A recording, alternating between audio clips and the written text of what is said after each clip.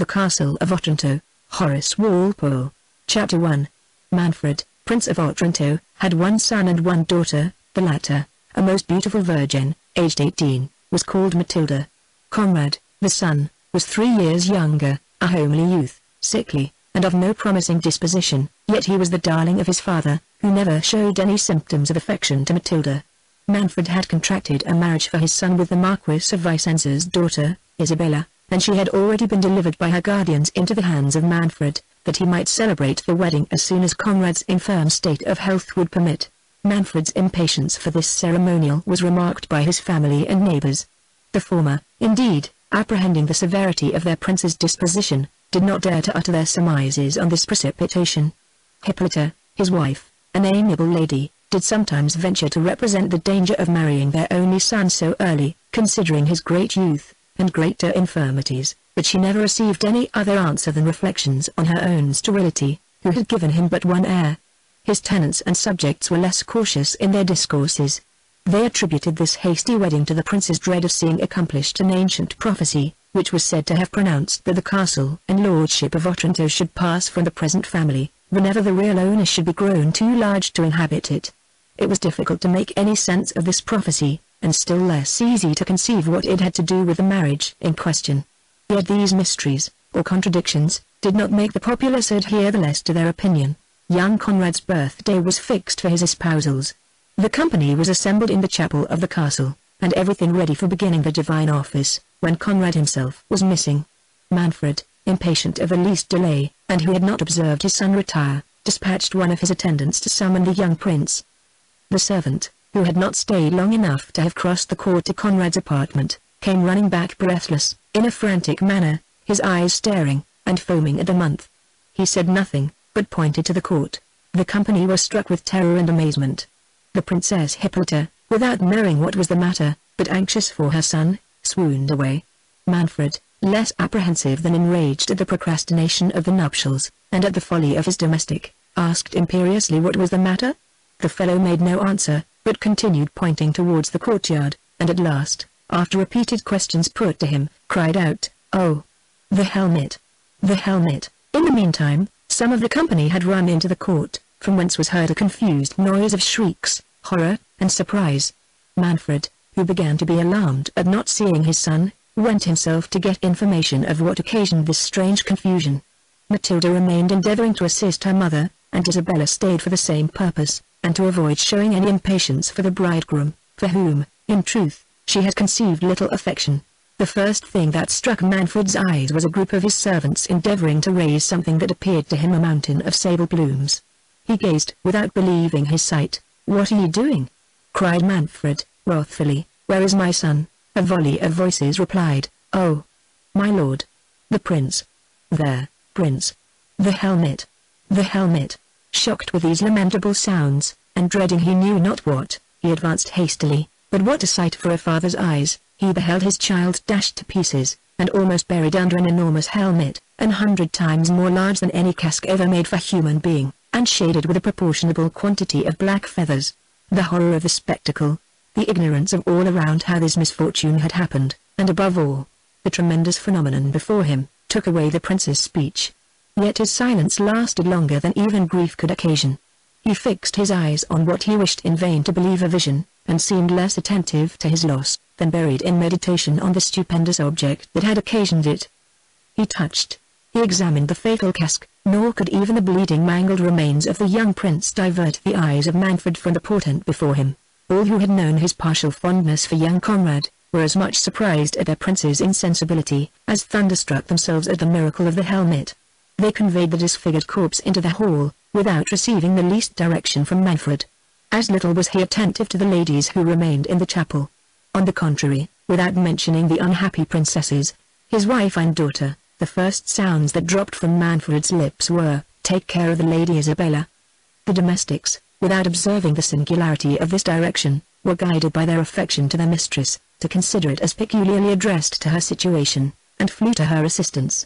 They conveyed her to her chamber more dead than alive, and indifferent to all the strange circumstances she heard, except the death of her son. Matilda, who doted on her mother, smothered her own grief and amazement, and thought of nothing but assisting and comforting her afflicted parent. Isabella, who had been treated by Hippolyta like a daughter, and who returned that tenderness with equal duty and affection, was scarce less assiduous about the princess, at the same time endeavoring to partake and lessen the weight of sorrow which she saw Matilda strove to suppress, for whom she had conceived the warmest sympathy of friendship. Yet her own situation could not help finding its place in her thoughts.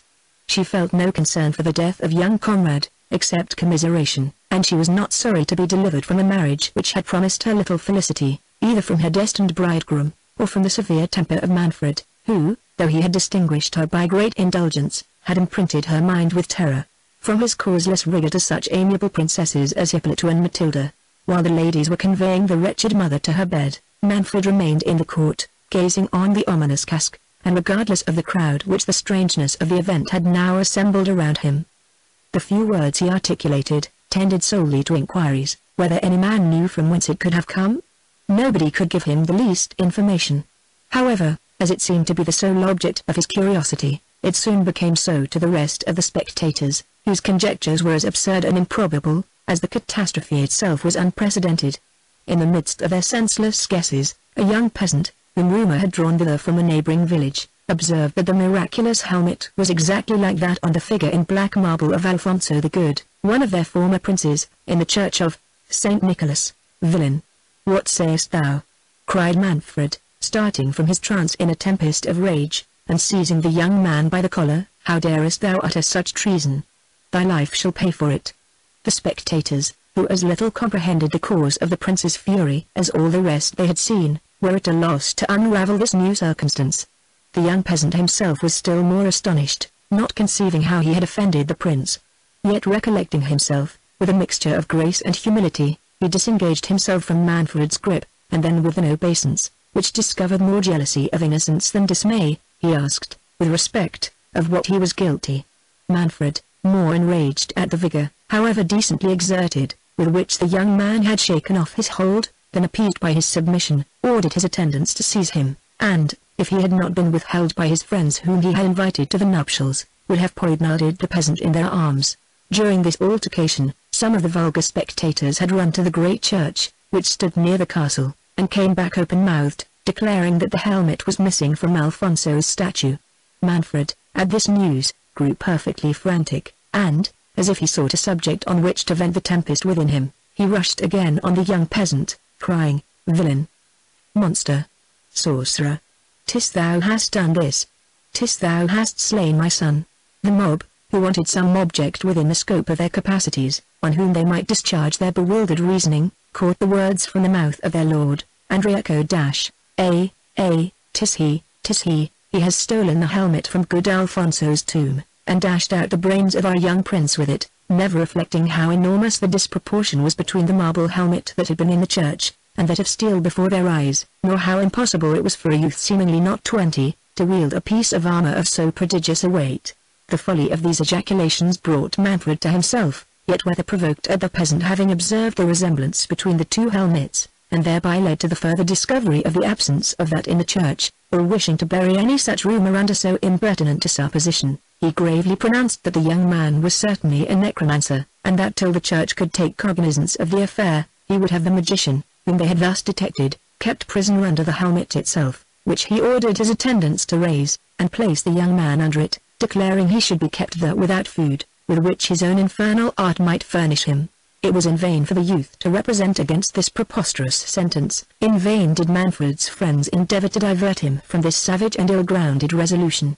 The generality were charmed with their lord's decision, which, to their apprehensions, carried great appearance of justice, as the magician was to be punished by the very instrument with which he had offended, nor were they struck with the least compunction at the probability of the youth being starved, for they firmly believed that, by his diabolic skill, he could easily supply himself with nutriment. Manfred thus saw his commands even cheerfully obeyed, and appointing a guard with strict orders to prevent any food being conveyed to the prisoner, he dismissed his friends and attendants, and retired to his own chamber, after locking the gates of the castle, in which he suffered none but his domestics to remain. In the meantime, the care and zeal of the young ladies had brought the Princess Hippolyta to herself, who amidst the transports of her own sorrow frequently demanded news of her lord, would have dismissed her attendants to watch over him, and at last enjoined Matilda to leave her, and visit and comfort her father.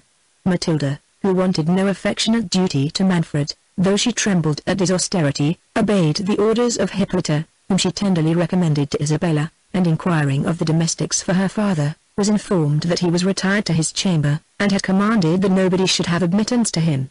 Concluding that he was immersed in sorrow for the death of her brother, and fearing to renew his tears by the sight of his sole remaining child, she hesitated whether she should break in upon his affliction, yet solicitude for him, backed by the commands of her mother, encouraged her to venture disobeying the orders he had given, a fault she had never been guilty of before.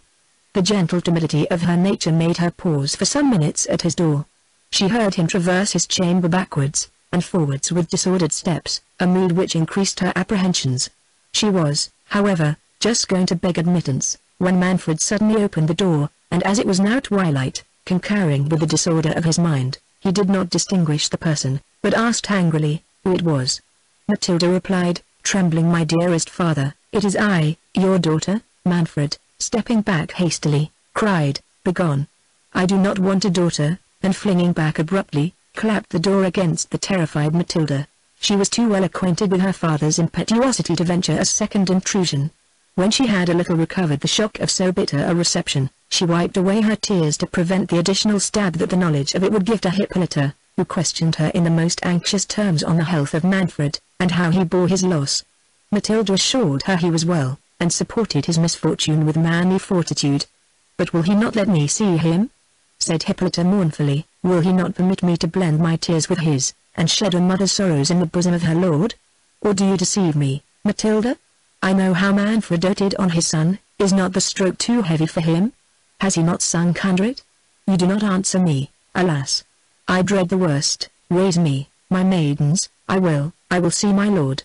Bear me to him instantly. He is dearer to me even than my children." Matilda made signs to Isabella to prevent Hippolyta's rising, and both those lovely young women were using their gentle violence to stop and calm the princess, when a servant, on the part of Manfred, arrived and told Isabella that his lord demanded to speak with her. "With me?"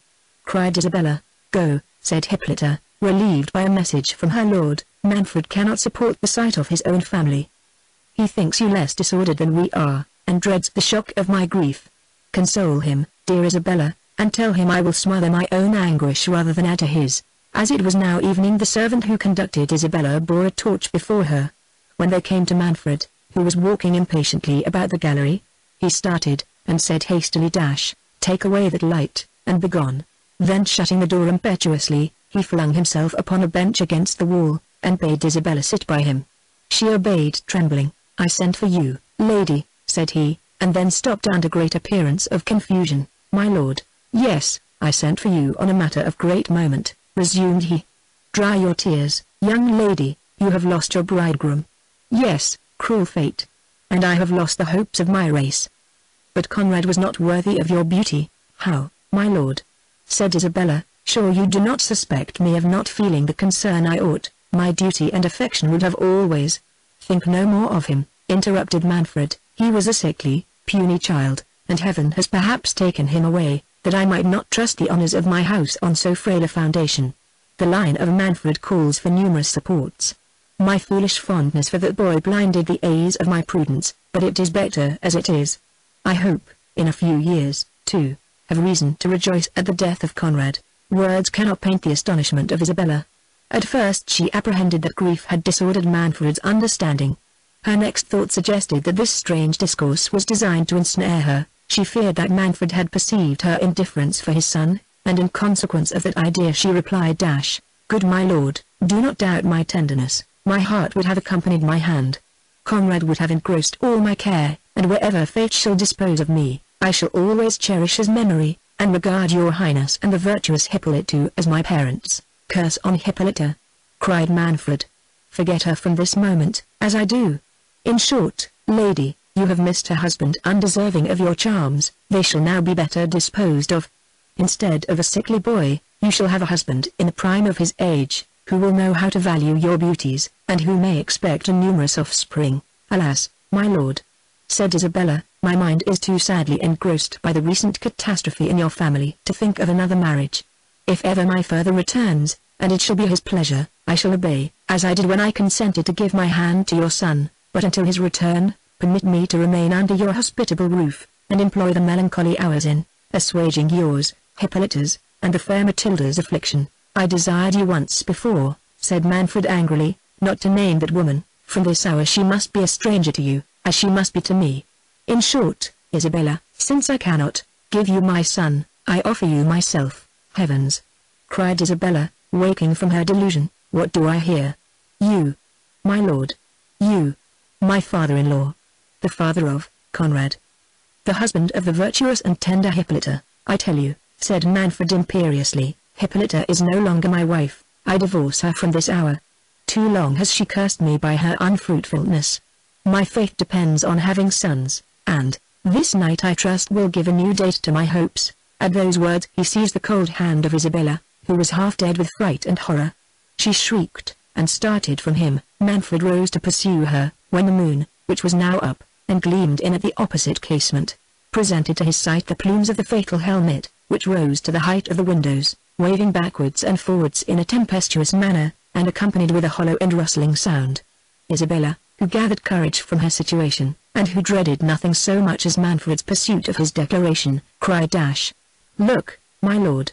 See, heaven itself declares against your impious intentions. Heaven nor hell shall impede my designs, said Manfred, advancing again to seize the princess. At that instant the portrait of his grandfather, which hung over the bench where they had been sitting, uttered a deep sigh, and heaved its breast. Isabella, whose back was turned to the picture, saw not the motion, nor knew whence the sound came, but started, and said, Hark, my lord. What sound was that? And at the same time made towards the door. Manfred, distracted between the flight of Isabella, who had now reached the stairs, and yet unable to keep his eyes from the picture, which began to move, had, however, advanced some steps after her, still looking backwards on the portrait, when he saw it quit its panel, and descend on the floor with a grave and melancholy air. Do I dream? Cried Manfred, returning, or are the devils themselves in league against me? Speak, internal spectre. Or, if thou art my grandsire, why dost thou too conspire against thy wretched descendant, who too dearly pays for? Ere he could finish the sentence, the vision sighed again, and made a sign to Manfred to follow him. Lead on, cried Manfred, I will follow thee to the gulf of perdition. The spectre marched sedately, but dejected, to the end of the gallery, and turned into a chamber on the right hand. Manfred accompanied him at a little distance, full of anxiety and horror, but resolved. As he would have entered the chamber, the door was clapped to with violence by an invisible hand.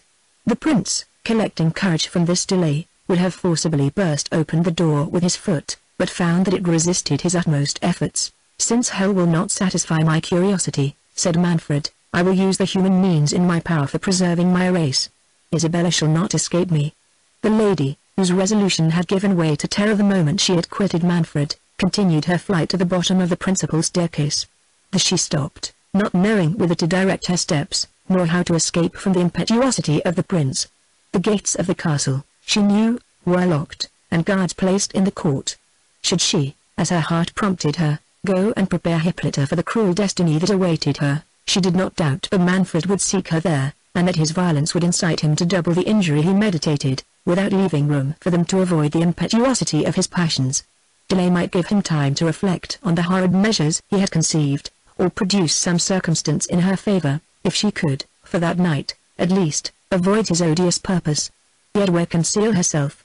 How avoid the pursuit he would infallibly make throughout the castle?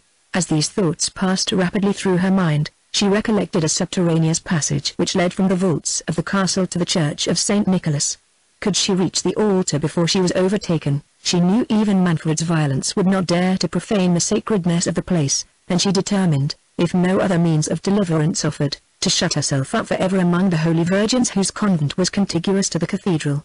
In this resolution, she seized a lamp that burned at the foot of the staircase, and hurried towards the secret passage. The lower part of the castle was hollowed into several intricate cloisters, and it was not easy for one under so much anxiety to find the door that opened into the cavern. An awful silence reigned throughout those subterraneous regions, except now and then some blasts of wind that shook the doors she had passed, and which, grating on the rusty hinges, were echoed through that long labyrinth of darkness. Every murmur struck her with new terror, yet more she dreaded to hear the wrathful voice of Manfred urging his domestics to pursue her. She trod as softly as impatience would give her leave, yet frequently stopped and listened to hear if she was followed. In one of those moments she thought she heard a sigh. She shuddered, and recoiled a few paces. In a moment she thought she heard the step of some person.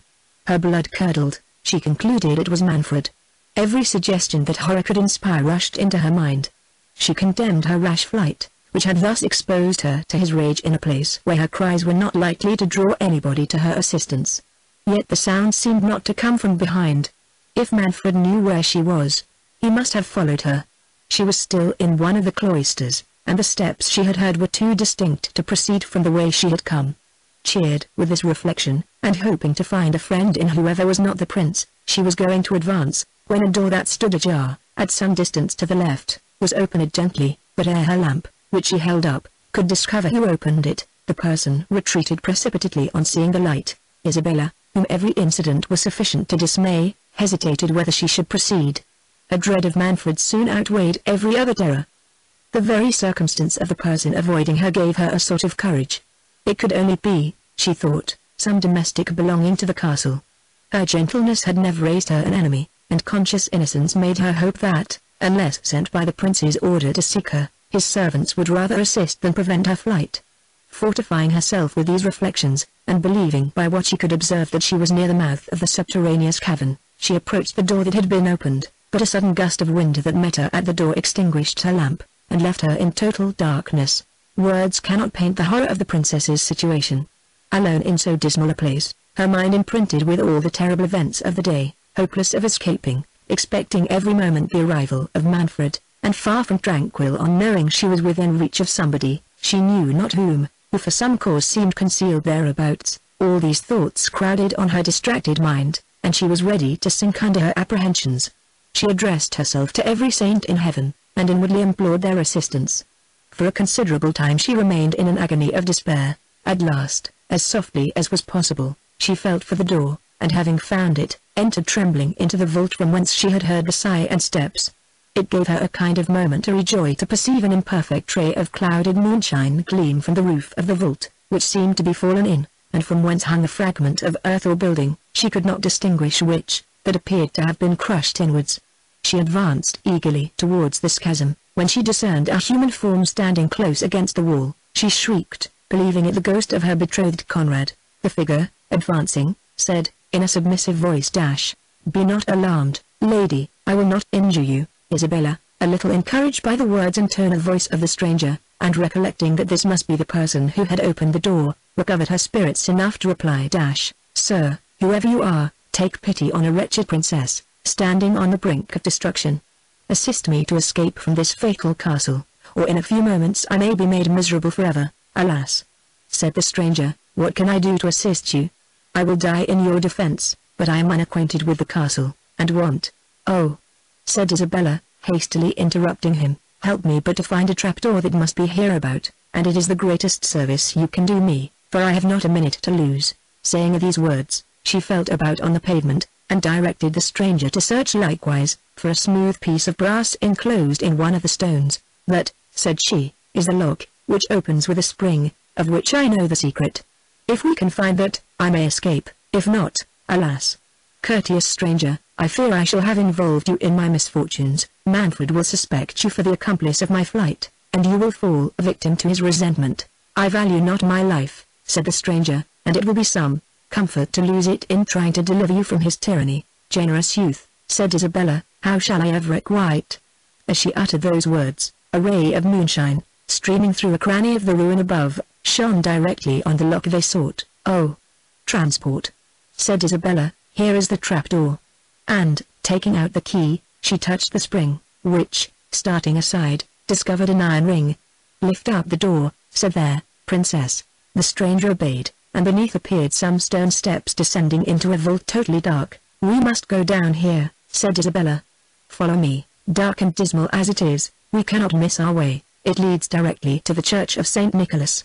"But, perhaps," added the princess modestly, "you have no reason to leave the castle, nor have I further occasion for your service. In a few minutes I shall be safe from Manfred's rage. Only let me know to whom I am so much obliged." "I will never quit you," said the stranger eagerly, "until I have placed you in safety. Nor think me, princess, more generous than I am, though you are my principal care." The stranger was interrupted by a sudden noise of voices that seemed approaching, and they soon distinguished these words: "Talk not to me of necromancers. I tell you she must be in The castle, I will find her in spite of enchantment. Oh, heavens! Cried Isabella, it is the voice of Manfred. Make haste, or we are ruined.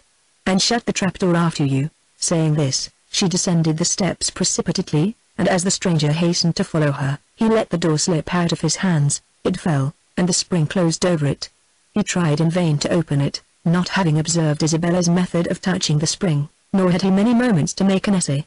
The noise of the falling door had been heard by Manfred, who, directed by the sound, hastened thither, attended by his servants with torches. It must be Isabella, cried Manfred, before he entered the vault.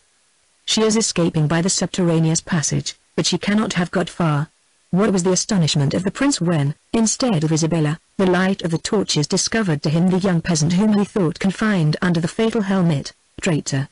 Said Manfred, how camest thou here? I thought thee in durance above in the court. I am no traitor, replied the young man boldly, nor am I answerable for your thoughts. Presumptuous villain! Cried Manfred, dost thou provoke my wrath? Tell me, how hast thou escaped from above?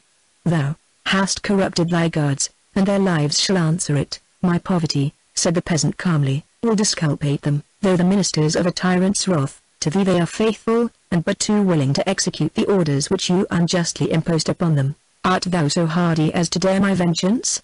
Said the prince, but tortures shall force the truth from thee. Tell me, I will know thy accomplices. There was my accomplice, said the youth, smiling, and pointing to the roof. Manfred ordered the torches to be held up, and perceived that one of the cheeks of the enchanted cask had forced its way through the pavement of the court, as his servants had let it fall over the peasant, and had broken through into the vault, leaving a gap, through which the peasant had pressed himself some minutes before he was found by Isabella. Was that the way by which thou didst descend? Said Manfred. It was, said the youth. But what noise was that, said Manfred, which I heard as I entered the cloister? A door clapped, said the peasant. I heard it as well as you. What door? Said Manfred hastily. I am not acquainted with your castle, said the peasant. This is the first time I ever entered it, and this vault the only part of it within which I ever was. But I tell thee, said Manfred, wishing to find out if the youth had discovered the trapdoor, it was this way I heard the noise. My servants heard it too, my lord, interrupted one of them officiously. To be sure it was the trapdoor, and he was going to make his escape. Peace, blockhead, said the prince angrily. If he was going to escape, how should he come on this side? I will know from his own mouth what noise it was I heard. Tell me truly, thy life depends on thy veracity. My veracity is dearer to me than my life, said the peasant. Nor would I purchase the one by forfeiting the other. Indeed, young philosopher, said Manfred contemptuously. Tell me, then, what was the noise I heard? Ask me what I can answer, said he, and put me to death instantly if I tell you a lie. Manfred, growing impatient at the steady valor and indifference of the youth, cried Well, then, thou man of truth, answer. Was it the fall of the trapdoor that I heard? It was, said the youth. It was, said the prince. And how didst thou come to know there was a trapdoor here? I saw the plate of brass by a gleam of moonshine, replied he. But what told thee it was a lock? Said Manfred. How didst thou discover the secret of opening it? Providence, that delivered me from the helmet, was able to direct me to the spring of a lock, said he. Providence should have gone a little farther, and have placed thee out of the reach of my resentment, said Manfred. When Providence had taught thee to open the lock, it abandoned thee for a fool, who did not know how to make use of its favors. Why didst thou not pursue the path pointed out for thy escape? Why didst thou shut the trapdoor before thou hadst descended the steps? I might ask you, my lord, said the peasant, how I, totally unacquainted with your castle, was to know that those steps led to any outlet. But I scorn to evade your questions. Wherever those steps lead to, perhaps I should have explored the way. I could not be in a worse situation than I was. But the truth is, I let the trapdoor fall. Your immediate arrival followed. I had given the alarm. What imported it to me whether I was seized a minute sooner or a minute later? Thou art a resolute villain for thy years, said Manfred, yet on reflection I suspect thou dost but trifle with me. Thou hast not yet told me how thou didst open the lock. That I will show you, my lord, said the peasant, and, taking up a fragment of stone that had fallen from above, he laid himself on the trapdoor, and began to beat on the piece of brass that covered it, meaning to gain time for the escape of the princess. This presence of mind, joined to the frankness of the youth, staggered Manfred. He even felt a disposition towards pardoning one who had been guilty of no crime. Manfred was not one of those savage tyrants who wanton in cruelty unprovoked. The circumstances of his fortune had given an asperity to his temper, which was naturally humane, and his virtues were always ready to operate, when his passions did not obscure his reason. While the prince was in this suspense, a confused noise of voices echoed through the distant vaults. As the sound approached, he distinguished the clamours of some of his domestics, whom he had dispersed through the castle in search of Isabella, calling out, "Where is my lord? Where is the prince?" "Here I am," said Manfred, as they came nearer. "Have you found the princess?" The first that arrived, replied, "Oh, my lord. I am glad we have found you." "Found me?" said Manfred. "Have you found the princess?" "We thought we had, my lord," said the fellow, looking terrified. But, what?" cried the prince, "has she escaped?" "Chicas and I, my lord." "Yes, I and Diego," interrupted the second, who came up in still greater consternation. "Speak one of you at a time," said Manfred. "I ask you, where is the princess?" "We do not know," said they both together. "But we are frightened out of our wits, so I think." "Blockheads," said Manfred, "what is it has scared you thus?" "Oh, my lord," said Chicas, "Diego has seen such a sight, your highness would not believe our eyes." "What new absurdity is this?" cried Manfred. "Give me a direct answer, or, by heaven." "Why, my lord, if it please your highness to hear me," said the poor fellow, "Diego and I—" "Yes, I and Chicas," cried his comrade. "Did not I forbid you to speak both at a time?" said the prince. "You, Chicas, answer, for the other fool seems more distracted than thou art." "What is the matter, my gracious lord?" said Chicas. "If it please your highness to hear me, Diego and I, according to your highness's orders, went to search for the young lady, but being comprehensive that we might meet the ghost of my young lord, your highness's son, God rest his soul, as he has not received Christian burial." "Sot!"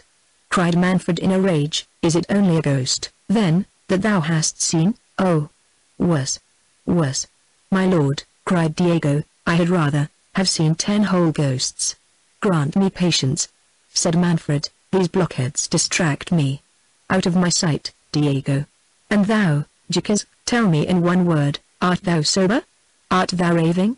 Thou wast wont to have some sense. Has the other sot frightened himself and thee too? Speak, what is it he fancies he has seen?" "Why, my lord," replied Chicas, trembling, "I was going to tell your highness, that since the calamitous misfortune of my young lord, God rest his precious soul, not one of us your highness's faithful servants, indeed we are, my lord, though poor men, I say, not one of us has dared to set a foot about the castle, but 2 together, so Diego and I, thinking that my young lady might be in the great gallery, went up there to look for her, and tell her your highness wanted something to impart to her." "Oh blundering fools!" cried Manfred, "and in the meantime, she has made her escape, because you were afraid of goblins." "Why, thou knave! She left me in the gallery, I came from thence myself. For all that, she may be there still for aught I know," said Chicas, "but the devil shall have me before I seek her there again." "Poor Diego! I do not believe he will ever recover it." "Recover what?" said Manfred. "Am I never to learn what it is has terrified these rascals? But I lose my time. Follow me." "Slave, I will see if she is in the gallery." "For heaven's sake, my dear, good lord," cried Chicas, "do not go to the gallery. Satan himself I believe is in the chamber next to the gallery." Manfred, who hitherto had treated the terror of his servants as an idle panic, was struck at this new circumstance. He recollected the apparition of the portrait, and the sudden closing of the door at the end of the gallery. His voice faltered, and he asked with disorder, "What is in the great chamber?" "My lord," said Chicas, "when Diego and I came into the gallery, he went first, for he said he had more courage than I. So when we came into the gallery we found nobody. We looked under every bench and stool, and still we found nobody." "Were all the pictures in their places?" said Manfred. "Yes, my lord," answered Chicas, "but we did not think of looking behind them." "Well, well," said Manfred, "proceed." "When we came to the door of the great chamber," continued Chicas, "we found it shut." "And could not you open it?" said Manfred. "Oh, yes, my lord, would to heaven we had not," replied he. "Nay, it was not I neither, it was Diego, he was grown foolhardy, and would go on, though I advised him not, if ever I open a door that is shut again." "Trifle not," said Manfred, shuddering, "but tell me what you saw in the great chamber on opening the door." "I, my lord," said Chicas, "I was behind Diego, but I heard the noise." "Chicas," said Manfred, in a solemn tone of voice, Tell me, I adjure thee by the souls of my ancestors, what was it thou sawest? What was it thou heardest? It was Diego saw it, my lord, it was not I, replied Ducas, I only heard the noise. Diego had no sooner opened the door, than he cried out, and ran back. I ran back too, and said, is it the ghost? The ghost? No, no, said Diego, and his hair stood on end, it is a giant, I believe, he is all clad in armor, for I saw his foot and part of his leg, and they are as large as the helmet below in the court. As he said these words, my lord, we heard a violent motion and the rattling of armor, as if the giant was rising, for Diego has told me since that he believes the giant was lying down, for the foot and leg were stretched at length on the floor. Before we could get to the end of the gallery, we heard the door of the great chamber clap behind us, but we did not dare turn back to see if the giant was following us, yet, now I think on it, we must have heard him if he had pursued us, but for heaven's sake, good my lord, send for the chaplain, and have the castle exorcised, for certain, it is enchanted. Pray do, my lord, cried all the servants at once, or we must leave your highness's service. Peace, dotards, said Manfred, and follow me, I will know what all this means. We, my lord, cried they with one voice, we would not go up to the gallery for your highness's revenue. The young peasant, who had stood silent, now spoke. Will your highness, said he, permit me to try this adventure? My life is of consequence to nobody, I fear no bad angel, and have offended no good one. Your behavior is above your seeming, said Manfred, viewing him with surprise and admiration. Hereafter I will reward your bravery, but now, continued he with a sigh, I am so circumstanced, that I dare trust no eyes but my own. However, I give you leave to accompany me. Manfred, when he first followed Isabella from the gallery, had gone directly to the apartment of his wife, concluding the princess had retired thither. Hippolyta, who knew his step, rose with anxious fondness to meet her lord, whom she had not seen since the death of their son. She would have flown in a transport mixed of joy and grief to his bosom, but he pushed her rudely off, and said, where is Isabella, Isabella? My lord, said the astonished Hippolyta. Yes, Isabella, cried Manfred imperiously. I want Isabella, my lord, replied Matilda, who perceived how much his behavior had shocked her mother. She has not been with us since your highness summoned her to your apartment. Tell me where she is, said the prince. I do not want to know where she has been. My good lord, said Hippolyta, your daughter tells you the truth. Isabella left us by your command, and has not returned since. But, my good lord, compose yourself, retire to your rest. This dismal day has disordered you. Isabella shall wait your orders in the morning. What, then, you know where she is? Cried Manfred. Tell me directly, for I will not lose an instant, and you, woman, speaking to his wife, order your chaplain to attend me forthwith. Isabella, said Hippolyta calmly, is retired, I suppose, to her chamber. She is not accustomed to watch at this late hour. Gracious my lord, continued she, let me know what has disturbed you. Has Isabella offended you? Trouble me not with questions, said Manfred, but tell me where she is. Matilda shall call her, said the princess. Sit down, my lord, and resume your wonted fortitude. What, art thou jealous of Isabella? Replied he, that you wish to be present at our interview. Good heavens! My lord, said Hippolyta, what is it your highness means? Thou wilt know ere many minutes are past, said the cruel prince. Send your chaplain to me, and wait my pleasure here.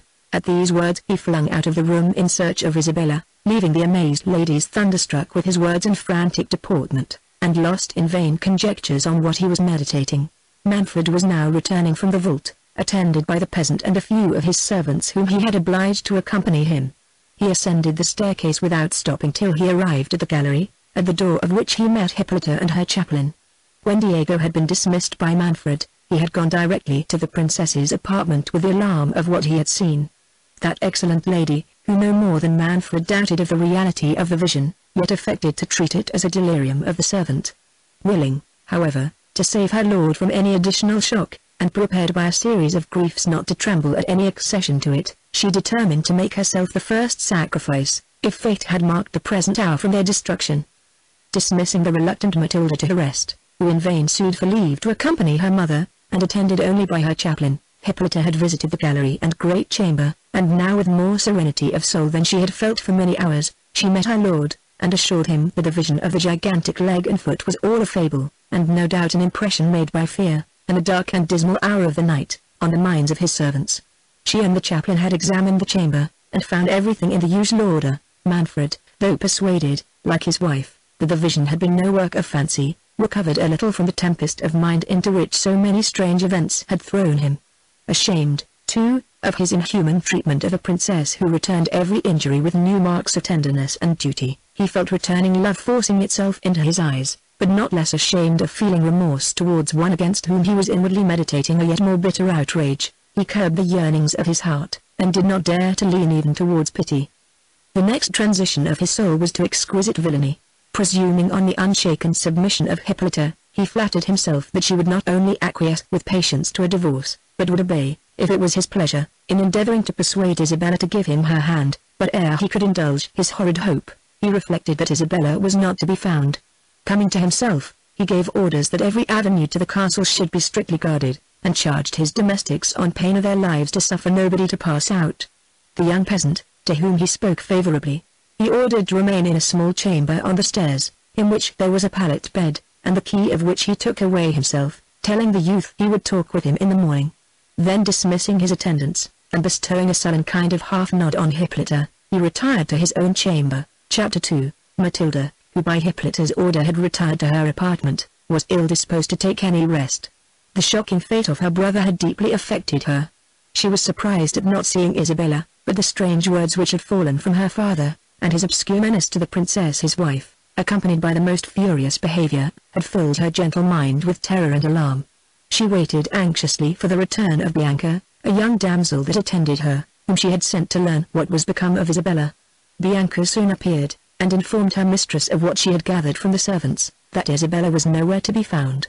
She related the adventure of the young peasant who had been discovered in the vault, though with many simple additions from the incoherent accounts of the domestics, and she dwelt principally on the gigantic leg and foot which had been seen in the gallery chamber. This last circumstance had terrified Bianca so much, that she was rejoiced when Matilda told her that she would not go to rest, but would watch till the princess should rise. The young princess wearied herself in conjectures on the flight of Isabella, and on the threats of Manfred to her mother. "But what business could he have so urgent with the chaplain?" said Matilda. "Does he intend to have my brother's body interred privately in the chapel?" "Oh, madame," said Bianca, "now I guess. As you are become his heiress, he is impatient to have you married. He has always been raving for more sons. I warrant he is now impatient for grandsons. As sure as I live, madame, I shall see you a bride at last. Good madam, you won't cast off your faithful Bianca, you won't put on a rosara over me now you are a great princess." "My poor Bianca," said Matilda, "how fast your thoughts amble. I a great princess. What hast thou seen in Manfred's behavior since my brother's death that bespeaks any increase of tenderness to me?" "No, Bianca, his heart was ever a stranger to me, but he is my father, and I must not complain. Nay, if heaven shuts my father's heart against me, it overpays my little merit in the tenderness of my mother. Oh, the dear mother! Yes, Bianca, 'tis though I feel the rugged temper of Manfred. I can support his harshness to me with patience, but it wounds my soul when I am witness to his causeless severity towards her." "Oh, madame," said Bianca, "all men use their wives so, when they are weary of them, and yet you congratulated me but now," said Matilda. "When you fancied my father intended to dispose of me, I would have you a great lady," replied Bianca, "come what will. I do not wish to see you moped in a convent, as you would be if you had your will, and if my lady, your mother, who knows that a bad husband is better than no husband at all, did not hinder you. Bless me! What noise is that? Saint Nicholas forgive me. I was but in jest." "It is the wind," said Matilda, whistling through the battlements in the tower above. "You have heard it 1,000 times." "Nay," said Bianca, "there was no harm neither in what I said. It is no sin to talk of matrimony, and so, madame, as I was saying, if my Lord Manfred should offer you a handsome young prince for a bridegroom, you would drop him a curtsy, and tell him you would rather take the veil?" "Thank heaven! I am in no such danger," said Matilda. "You know how many proposals for me he has rejected. And you thank him, like a dutiful daughter, do you, madam? But come, madame, suppose, tomorrow morning, he was to send for you to the great council chamber, and that you should find at his elbow a lovely young prince, with large black eyes, a smooth white forehead, and manly curling locks like jet, in short, madame, a young hero resembling the picture of the good Alfonso in the gallery, which you sit and gaze at for hours together." "Do not speak lightly of that picture," interrupted Matilda sighing. "I know the adoration with which I look at that picture is uncommon, but I am not in love with a colored panel. The character of that virtuous prince, the veneration with which my mother has inspired me for his memory, the orisons which, I know not why, she has enjoined me to pour forth at his tomb, all have concurred to persuade me that somehow or other my destiny is linked with something relating to him, Lord. Madame. How should that be? Said Bianca. I have always heard that your family was in no way related to his, and I am sure I cannot conceive why my lady, the princess, sends you in a cold morning or a damp evening to pray at his tomb. He is no saint by the almanac. If you must pray, why does she not bid you address yourself to our great Saint Nicholas? I am sure he is the saint I pray to for a husband. Perhaps my mind would be less affected, said Matilda, if my mother would explain her reasons to me. But it is the mystery she observes that inspires me with this, I know not what to call it. As she never acts from caprice, I am sure there is some fatal secret at bottom. Nay, I know there is. In her agony of grief for my brother's death she dropped some words that intimated as much. Oh, dear madam, cried Bianca, what were they? No, said Matilda, if a parent lets fall a word, and wishes it recalled, it is not for a child to utter it. What? Was she sorry for what she had said? Asked Bianca. I am sure. Madame, you may trust me. With my own little secrets when I have any, I may, said Matilda, but never with my mother's. A child ought to have no ears or eyes but as a parent directs. Well, to be sure. Madame, you were born to be a saint, said Bianca, and there is no resisting one's vocation. You will end in a convent at last.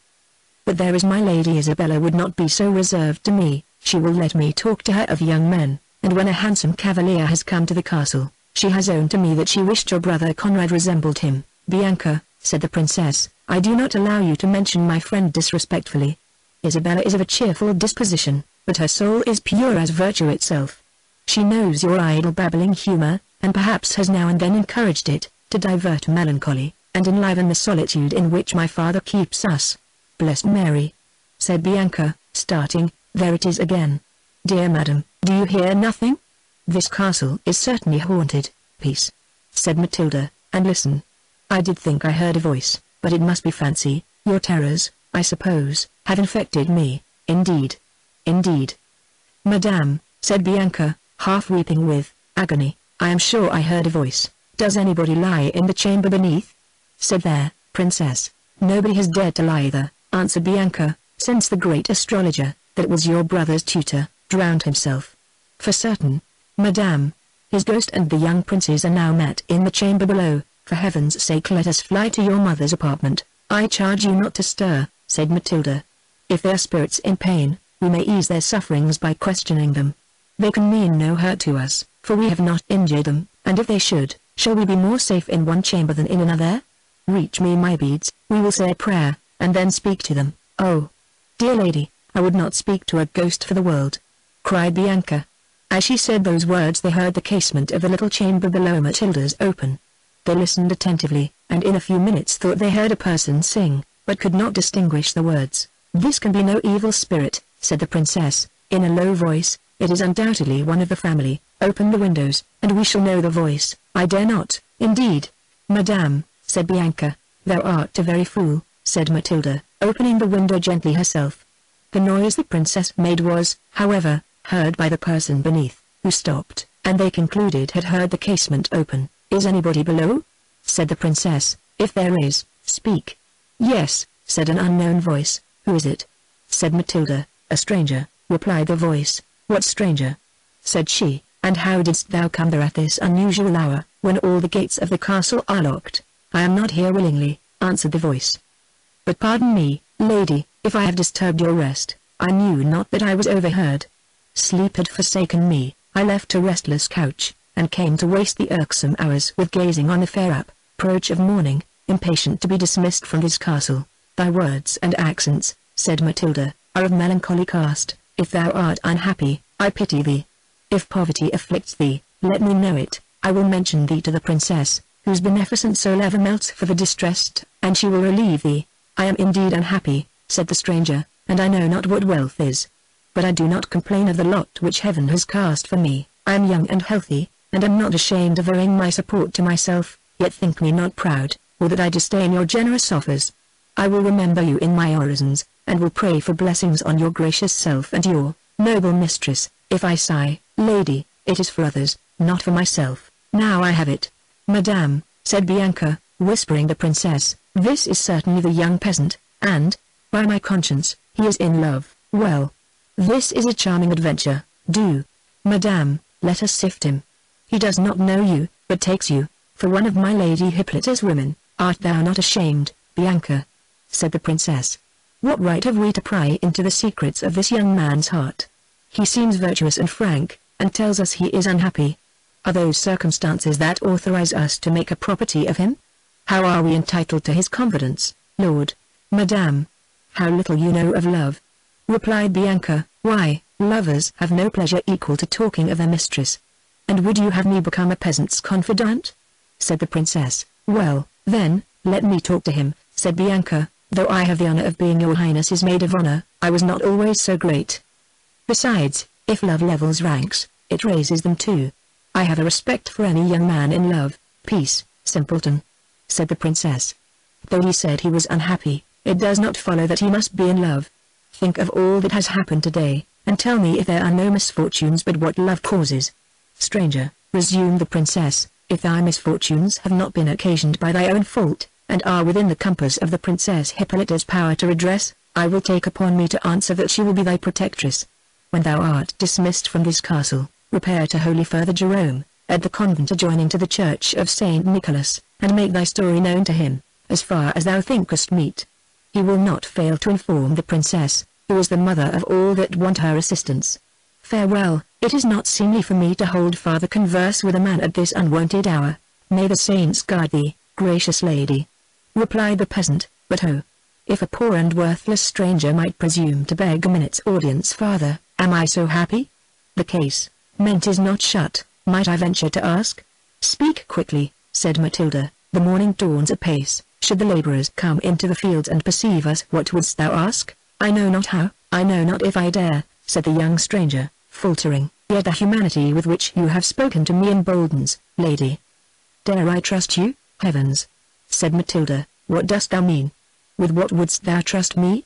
Speak boldly, if thy secret is fit to be entrusted to a virtuous breast. I would ask, said the peasant, recollecting himself, whether what I have heard from the domestics is true, that the princess is missing from the castle. What imports it to thee to know?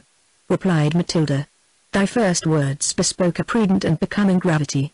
Dost thou come hither to pry into the secrets of Manfred? Adieu. I have been mistaken in thee.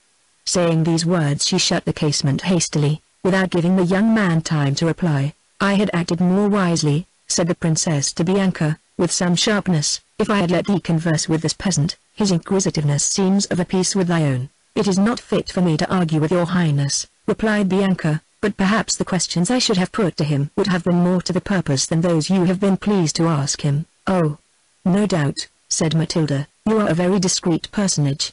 May I know what you would have asked him? A bystander often sees more of the game than those that play, answered Bianca. Does your highness think, madame, that this question about my Lady Isabella was the result of mere curiosity? No, no, madame, there is more in it than you great folks are aware of. Lopez told me that all the servants believe this young fellow contrived my Lady Isabella's escape. Now, pray, madame, observe you and I both know that my Lady Isabella never much fancied the prince your brother. Well, he is killed just in a critical minute. I accuse nobody. A helmet falls from the moon, so, my lord, your father says, but Lopez and all the servants say that this young spark is a magician, and stole it from Alfonso's tomb. Have done with this rhapsody of impertinence, said Matilda. Nay, madame, as you please, cried Bianca, yet it is very particular though, that my Lady Isabella should be missing the very same day, and that this young sorcerer should be found at the mouth of the trapdoor. I accuse nobody, but if my young lord came honestly by his death, dare not on thy duty, said Matilda, to breathe a suspicion on the purity of my dear Isabella's fame. Purity, or not purity, said Bianca, gone she is, a stranger is found that nobody knows, you question him yourself, he tells you he is in love, or unhappy, it is the same thing. Nay, he owned he was unhappy about others, and is anybody unhappy about another, unless they are in love with them? And at the very next word, he asks innocently, poor soul, if my Lady Isabella is missing. To be sure, said Matilda, Thy observations are not totally without foundation. Isabella's flight amazes me. The curiosity of the stranger is very particular, yet Isabella never concealed a thought from me. So she told you, said Bianca, to fish out your secrets, but who knows? Madame, but this stranger may be some prince in disguise. Do, Madame, let me open the window, and ask him a few questions. No, replied Matilda, I will ask him myself, if he knows aught of Isabella. He is not worthy I should converse farther with him. She was going to open the casement, when they heard a bell ring at the postern gate of the castle, which is on the right hand of the tower, where Matilda lay. This prevented the princess from renewing the conversation with the stranger. After continuing silent for some time, I'm persuaded, said she to Bianca, that whatever be the cause of Isabella's flight it had no unworthy motive. If this stranger was accessory to it, she must be satisfied with his fidelity and worth. I observed, did not you, Bianca, that his words were tinctured with an uncommon infusion of piety. It was no ruffian speech, his phrases were becoming a man of gentle birth. I told you, Madame, said Bianca, that I was sure he was some prince in disguise. Yet, said Matilda, if he was privy to her escape, how will you account for his not accompanying her in her flight? Why expose himself unnecessarily and rashly to my father's resentment? As for that, Madame, replied she, if he could get from under the helmet, he will find ways of eluding your father's anger. I do not doubt but he has some talisman or other about him. You resolve everything into magic, said Matilda, but a man who has any intercourse with infernal spirits, does not dare to make use of those tremendous and holy words which he uttered. Didst thou not observe with what fervor he vowed to remember me to heaven in his prayers?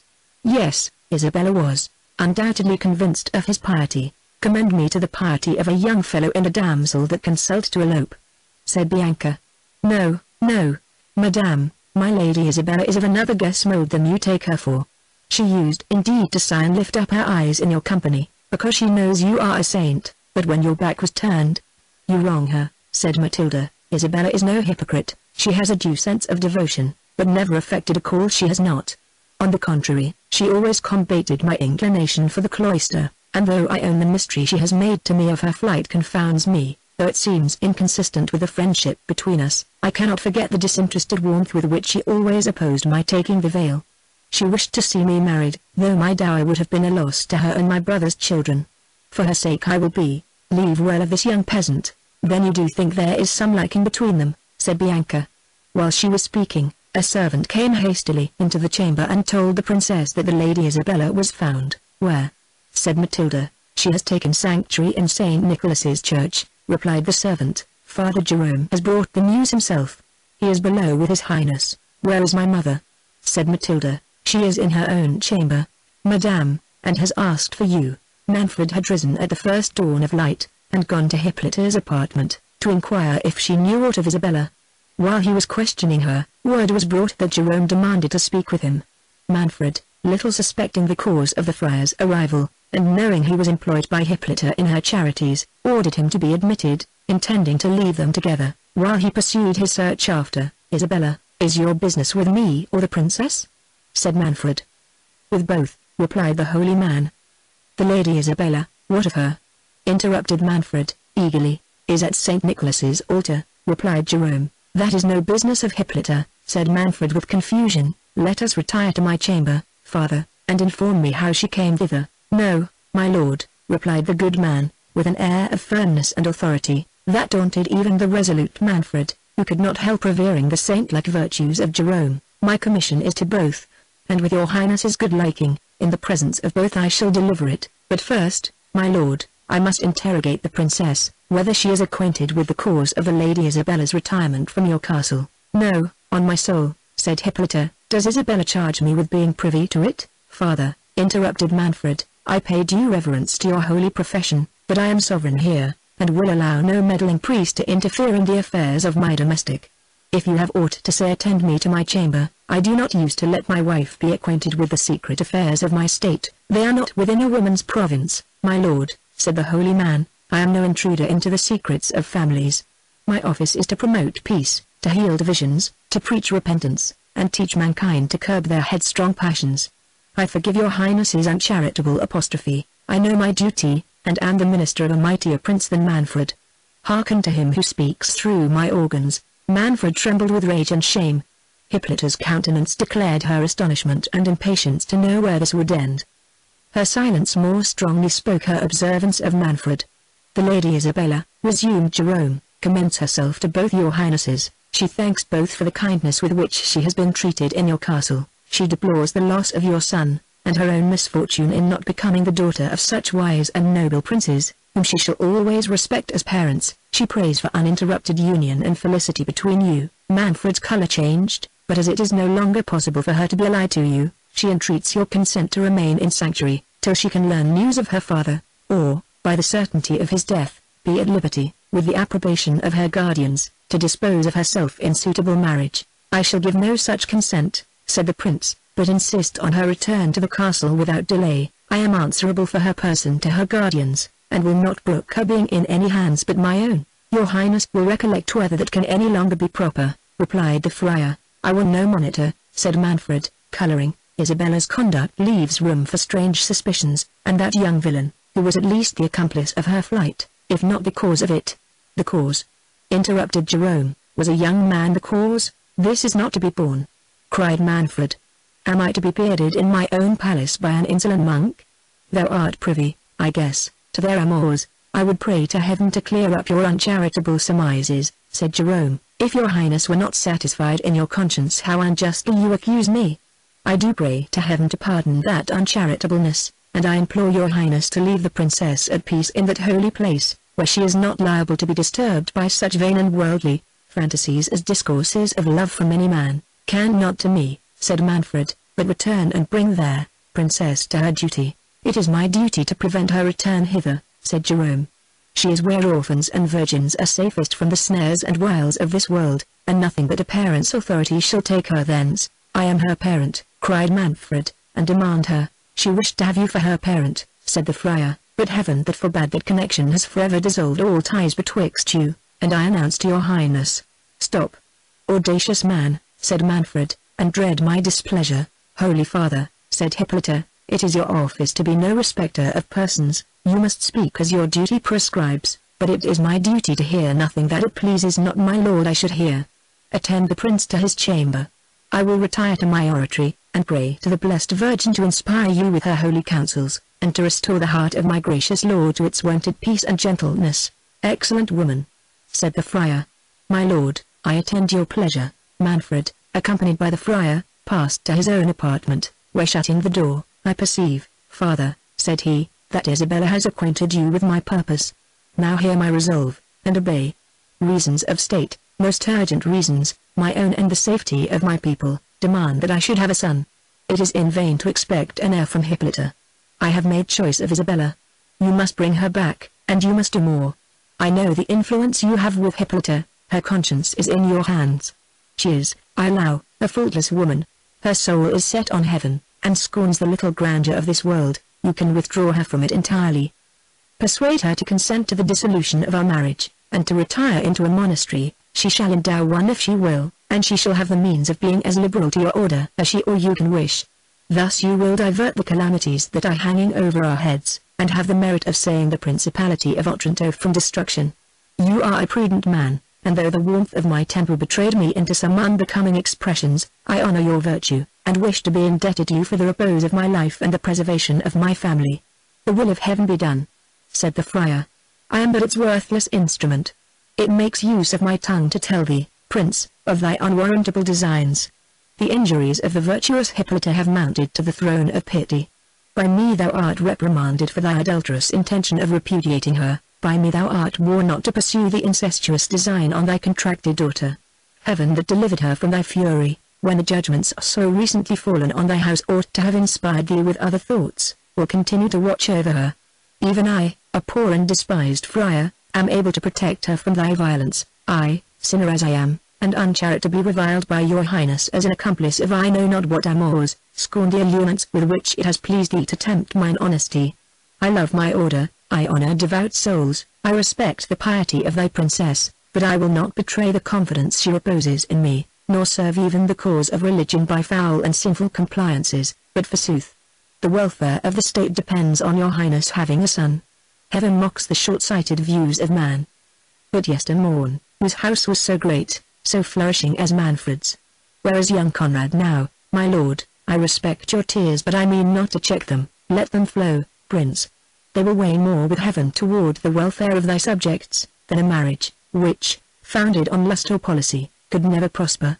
The scepter, which passed from the race of Alfonso to thine, cannot be preserved by a match which the Church will never allow. If it is the will of the Most High that Manfred's name must perish, resign yourself, my lord, to its decrees, and thus deserve a crown that can never pass away. Come, my lord, I like this sorrow, let us return to the princess. She is not apprised of your cruel intentions, nor did I mean more than to alarm you. You saw with what gentle patience, with what efforts of love, she heard, she rejected hearing, the extent of your guilt. I know she longs to fold you in her arms, and assure you of her unalterable affection. Father, said the prince, you mistake my compunction. True, I honor Hippolyta's virtues, I think her a saint, and wish it were for my soul's health to tie fast to the knot that has united us, but alas! Father, you know not the bitterest of my pangs. It is some time that I have had scruples on the legality of our union. Hippolyta is related to me in the 4th degree, it is true, we had a dispensation, but I have been informed that she had also been contracted to another. This it is that sits heavy at my heart. To this state of unlawful wedlock I impute the visitation that has fallen on me in the death of Conrad. Ease my conscience of this burden, dissolve our marriage, and accomplish the work of godliness, which your divine exhortations have commenced in my soul. How cutting was the anguish which the good man felt, when he perceived his turn in the wily prince. He trembled for Hippolyta, whose ruin he saw was determined, and he feared if Manfred had no hope of recovering Isabella, that his impatience for a son would direct him to some other object, who might not be equally proof against the temptation of Manfred's rank. For some time the holy man remained absorbed in thought. At length, conceiving some hopes from delay, he thought the wisest conduct would be to prevent the prince from despairing of recovering Isabella.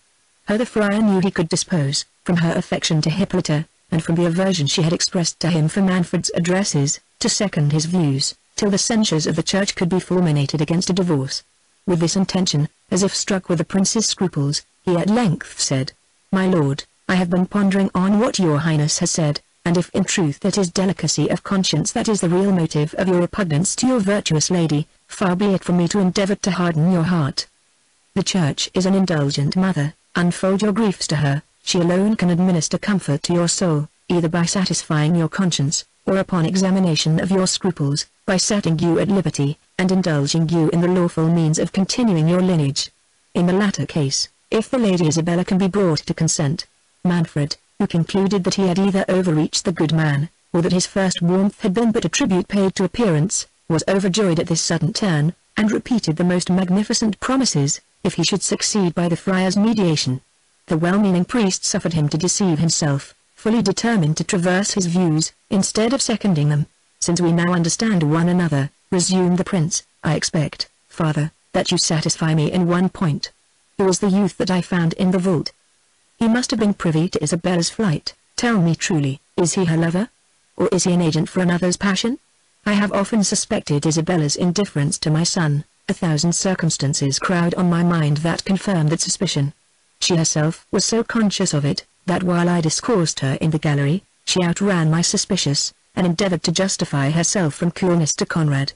The friar, who knew nothing of the youth, but what he had learned occasionally from the princess, ignorant what was become of him, and not sufficiently reflecting on the impetuosity of Manfred's temper, conceived that it might not be amiss to sow the seeds of jealousy in his mind. There might be turned to some use hereafter, either by prejudicing the prince against Isabella, if he persisted in that union, or by diverting his attention to a wrong scent, and employing his thoughts on a visionary intrigue, prevent his engaging in any new pursuit.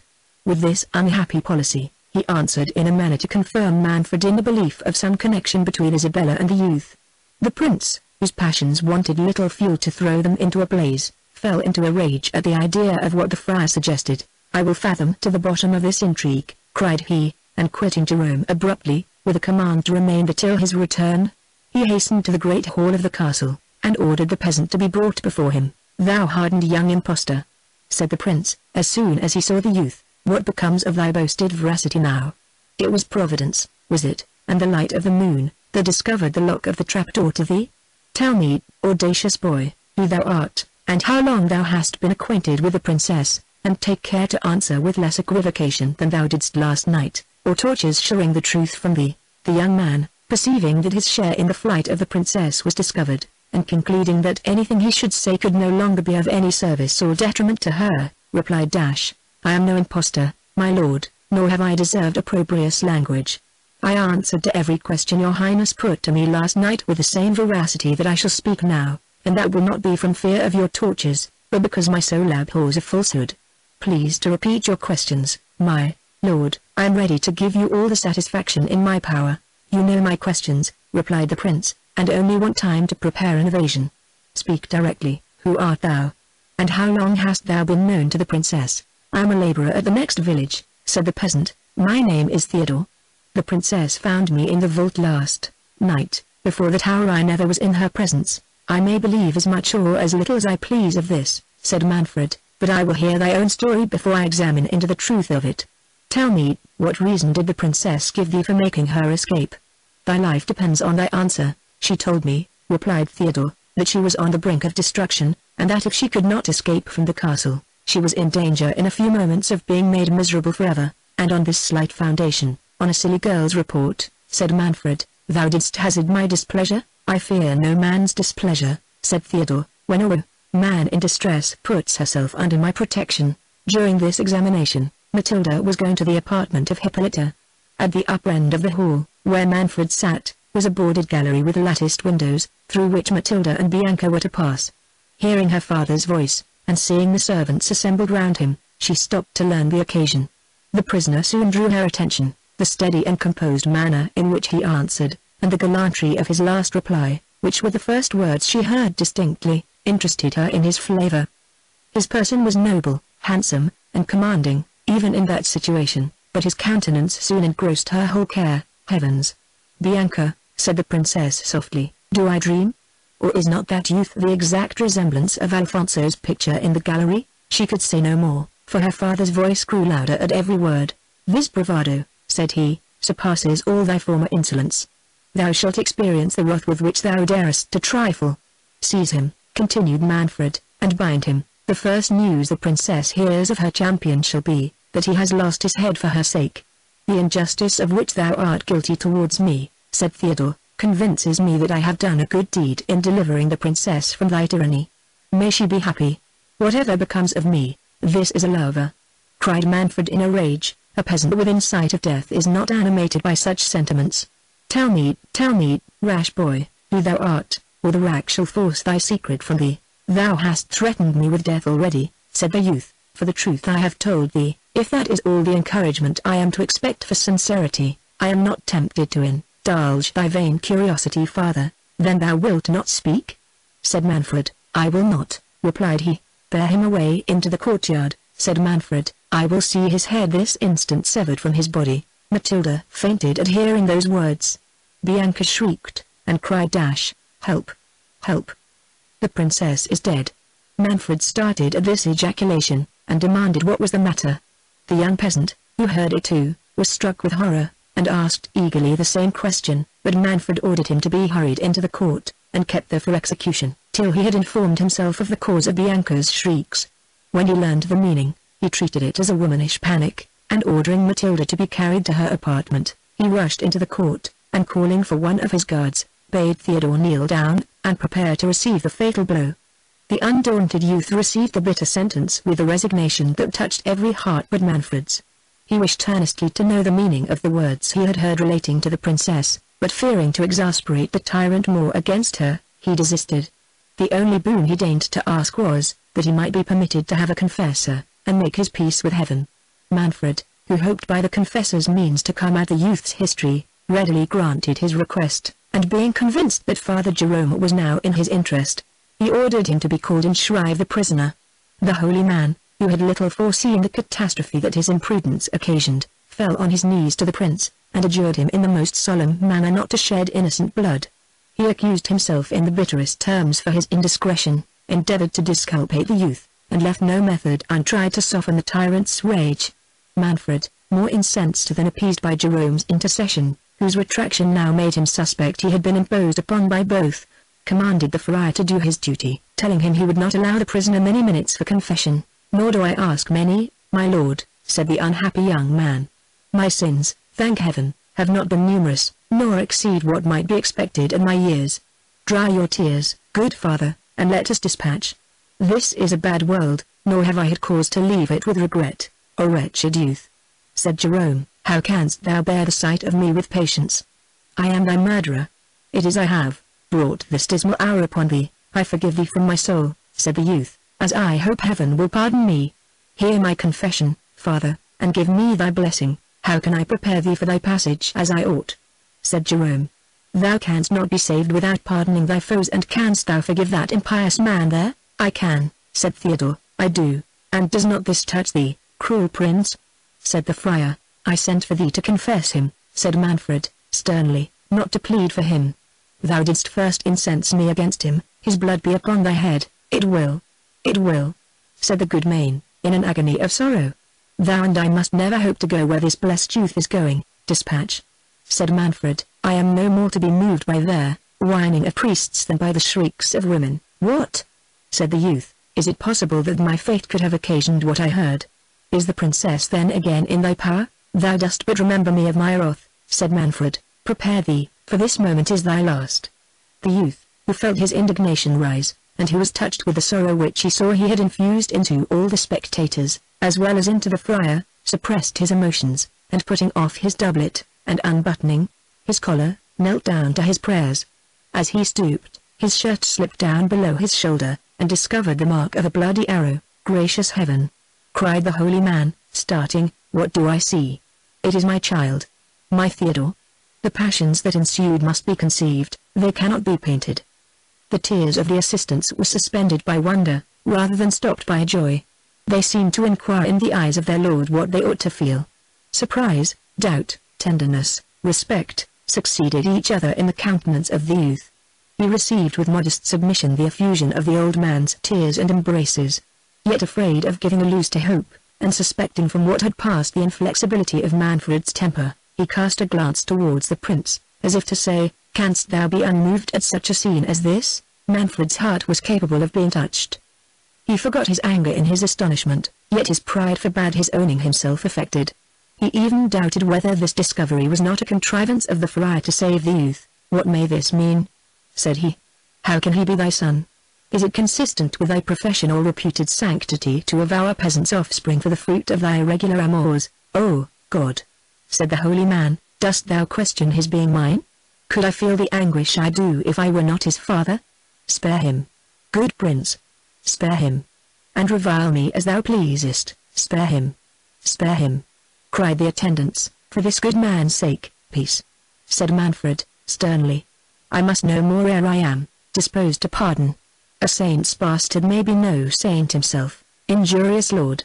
Said Theodore, add not insult to cruelty. If I am this venerable man's son, though no prince, as thou art, know the blood that flows in my veins. Yes, said the friar, interrupting him, his blood is noble, nor is he that abject thing, my lord, you speak him. He is my lawful son, and Sicily can boast of few houses more ancient than that of Falconara. But alas, my lord, what is blood? What is nobility? We are all reptiles, miserable, sinful creatures. It is piety alone that can distinguish us from the dust whence we sprung, and whither we must return. Truce to your sermon, said Manfred, you forget you are no longer Friar Jerome, but the Count of Falconara. Let me know your history, you will have time to moralize hereafter, if you should not happen to obtain the grace of that sturdy criminal there. Mother of God. Said the friar, is it possible my lord can refuse a father the life of his only, his long-lost, child? Trample me, my lord, scorn, afflict me, accept my life for his, but spare my son. Thou canst feel, then, said Manfred, what it is to lose an only son. A little hour ago thou didst preach up resignation to me. My house, if fate so pleased, must perish, but the Count of Falconara. Alas! My lord, said Jerome, I confess I have offended, but aggravate not an old man's sufferings.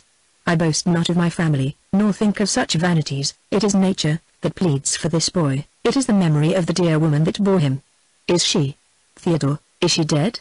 Her soul has long been with the blessed, said Theodore. Oh! How? Cried Jerome. Tell me. No, she is happy. Thou art all my care now, most dread lord. Will you grant me my poor boy's life?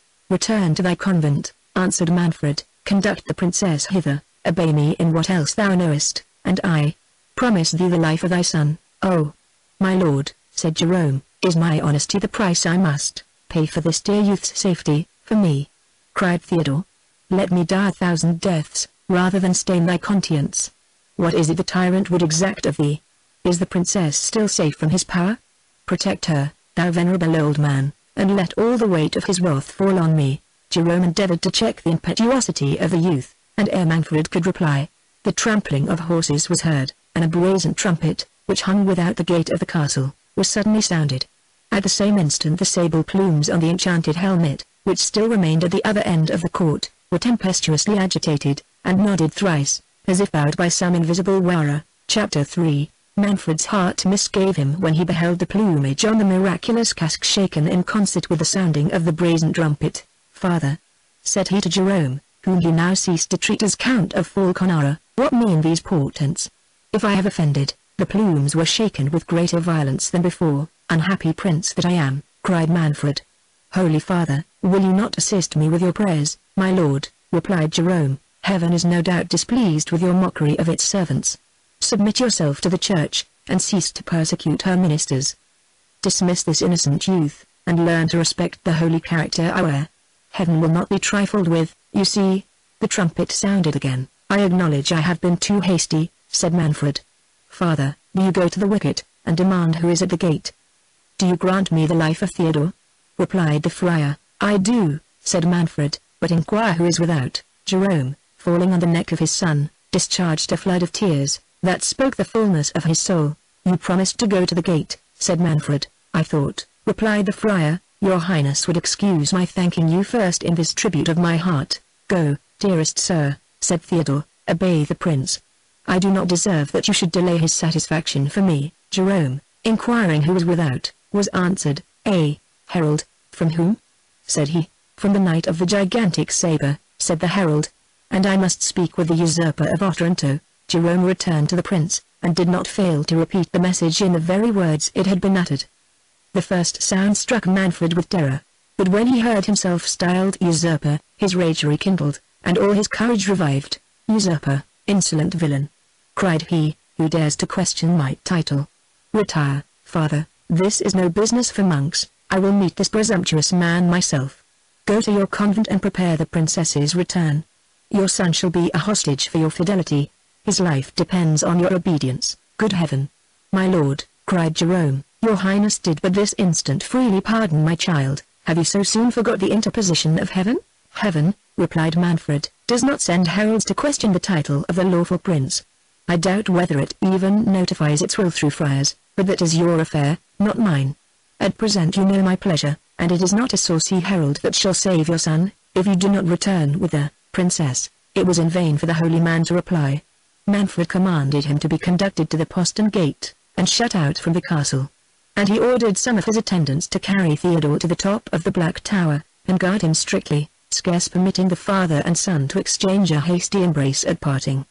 He then withdrew to the hall, and seating himself in princely state, ordered the herald to be admitted to his presence. "Well, thou insolent," said the prince, "what wouldst thou with me?" "I come," replied he, "to thee, Manfred, usurper of the principality of Otranto, from the renowned and invincible knight, the knight of the gigantic saber, in the name of his lord, Frederick, Marquis of Vicenza. He demands the Lady Isabella, daughter of that prince, whom thou hast basely and traitorously got into thy power, by bribing her false guardians during his absence, and he requires thee to resign the principality of Otranto, which thou hast usurped from the said Lord Frederick, the nearest of blood to the last rightful lord, Alfonso the Good.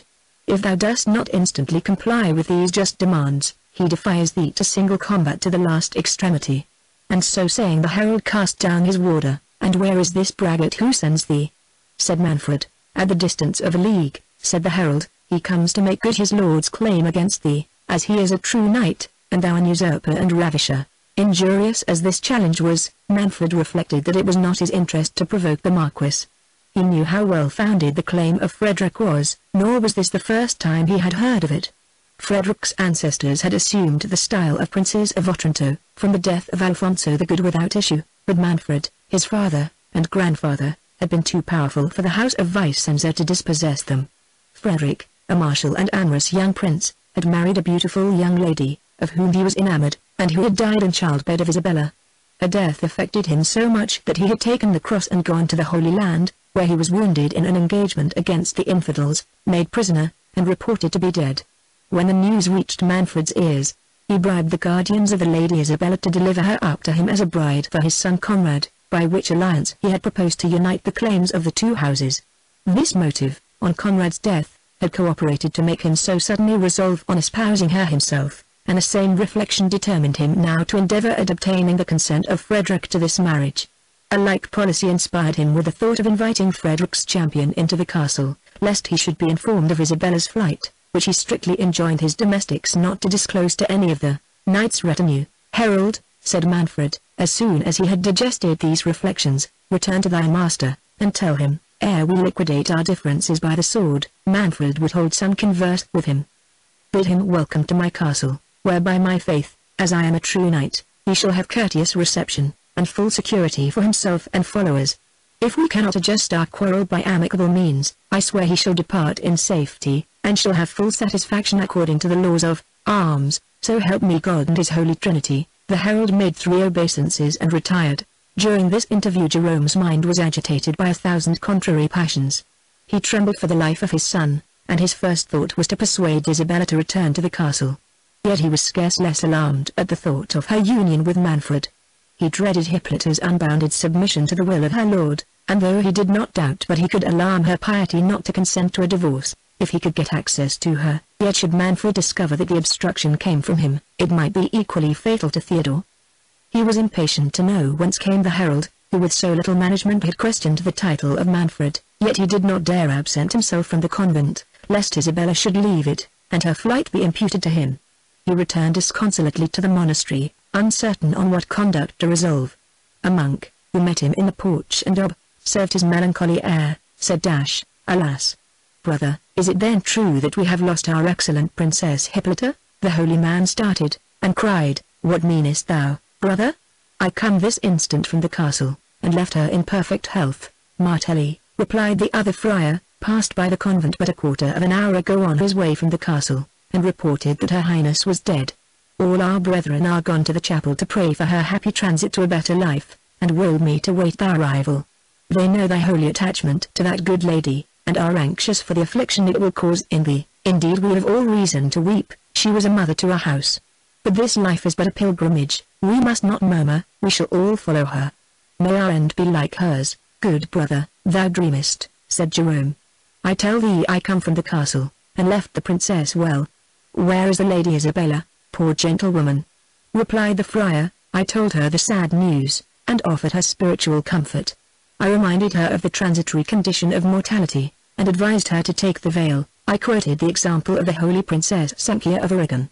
"Thy zeal was laudable," said Jerome, impatiently, "but at present it was unnecessary. Hippolyta is well, at least I trust in the Lord she is. I heard nothing to the contrary. Yet, methinks, the prince's earnestness—" "Well, brother, but where is the Lady Isabella?" "I know not," said the friar. "She wept much, and said she would retire to her chamber." Jerome left his comrade abruptly, and hastened to the princess, but she was not in her chamber. He inquired of the domestics of the convent, but could learn no news of her. He searched in vain throughout the monastery and the church, and dispatched messengers round the neighborhood, to get intelligence if she had been seen, but to no purpose. Nothing could equal the good man's perplexity. He judged that Isabella, suspecting Manfred of having precipitated his wife's death, had taken the alarm, and withdrawn herself to some more secret place of concealment. This new flight would probably carry the prince's fury to the height. The report of Hippolyta's death, though it seemed almost incredible, increased his consternation, and though Isabella's escape bespoke her aversion of Manfred for a husband, Jerome could feel no comfort from it, while it endangered the life of his son. He determined to return to the castle, and made several of his brethren accompany him to attest his innocence to Manfred, and, if necessary, join their intercession with his for Theodore. The prince, in the meantime, had passed into the court, and ordered the gates of the castle to be flung open for the reception of the stranger knight and his train. In a few minutes the cavalcade arrived. First came 2 harbingers with wands. Next a herald, followed by 2 pages and 2 trumpets. Then 100 foot guards. These were attended by as many horse. After them 50 footmen, clothed in scarlet and black, the colors of the knight. then a led horse. 2 heralds on each side of a gentleman on horseback bearing a banner with the arms of Vicenza and Otranto quarterly, a circumstance that much offended Manfred, but he stifled his resentment. 2 more pages. The knight's confessor telling his beads. 50 more footmen clad as before. 2 knights habited in complete armor, their beavers down, comrades to the principal knight. The squires of the 2 knights, carrying their shields and devices. The knight's own squire. 100 gentlemen bearing an enormous sword, and seeming to faint under the weight of it. The knight himself on a chestnut steed, in complete armor, his lance in the rest, his face entirely concealed by his visor, which was surmounted by a large plume of scarlet and black feathers. 50-foot guards with drums and trumpets closed the procession, which wheeled off to the right and left to make room for the principal knight. As soon as he approached the gate he stopped, and the herald advancing, read again the words of the challenge. Manfred's eyes were fixed on the gigantic sword, and he scarce seemed to attend to the cartel, but his attention was soon diverted by a tempest of wind that rose behind him. He turned and beheld the plumes of the enchanted helmet agitated in the same extraordinary manner as before. It required intrepidity like Manfred's not to sink under a concurrence of circumstances that seemed to announce his fate. Yet scorning in the presence of strangers to betray the courage he had always manifested, he said boldly, Sir Knight, whoever thou art, I bid thee welcome. If thou art of mortal mould, thy valour shall meet its equal, and if thou art a true knight, thou wilt scorn to employ sorcery to carry thy point. Be these omens from heaven or hell, Manfred trusts to the righteousness of his cause and to the aid of Saint Nicholas, who has ever protected his house. Alight, Sir Knight, and repose thyself. Tomorrow thou shalt have a fair field, and heaven befriend the juster side. The knight made no reply, but dismounting, was conducted by Manfred to the great hall of the castle. As they traversed the court, the knight stopped to gaze on the miraculous casque, and kneeling down, seemed to pray inwardly for some minutes. Rising, he made a sign to the prince to lead on. As soon as they entered the hall, Manfred proposed to the stranger to disarm, but the knight shook his head in token of refusal. Sir Knight, said Manfred, this is not courteous, but by my good faith I will not cross thee, nor shalt thou have cause to complain of the Prince of Otranto. No treachery is designed on my part, I hope none is intended on thine. Here take my gage, giving him his ring. Your friends and you shall enjoy the laws of hospitality. Rest here until refreshments are brought. I will but give orders for the accommodation of your train, and return to you. The 3 knights bowed as accepting his courtesy. Manfred directed the stranger's retinue to be conducted to an adjacent hospital, founded by the Princess Hippolyta for the reception of pilgrims.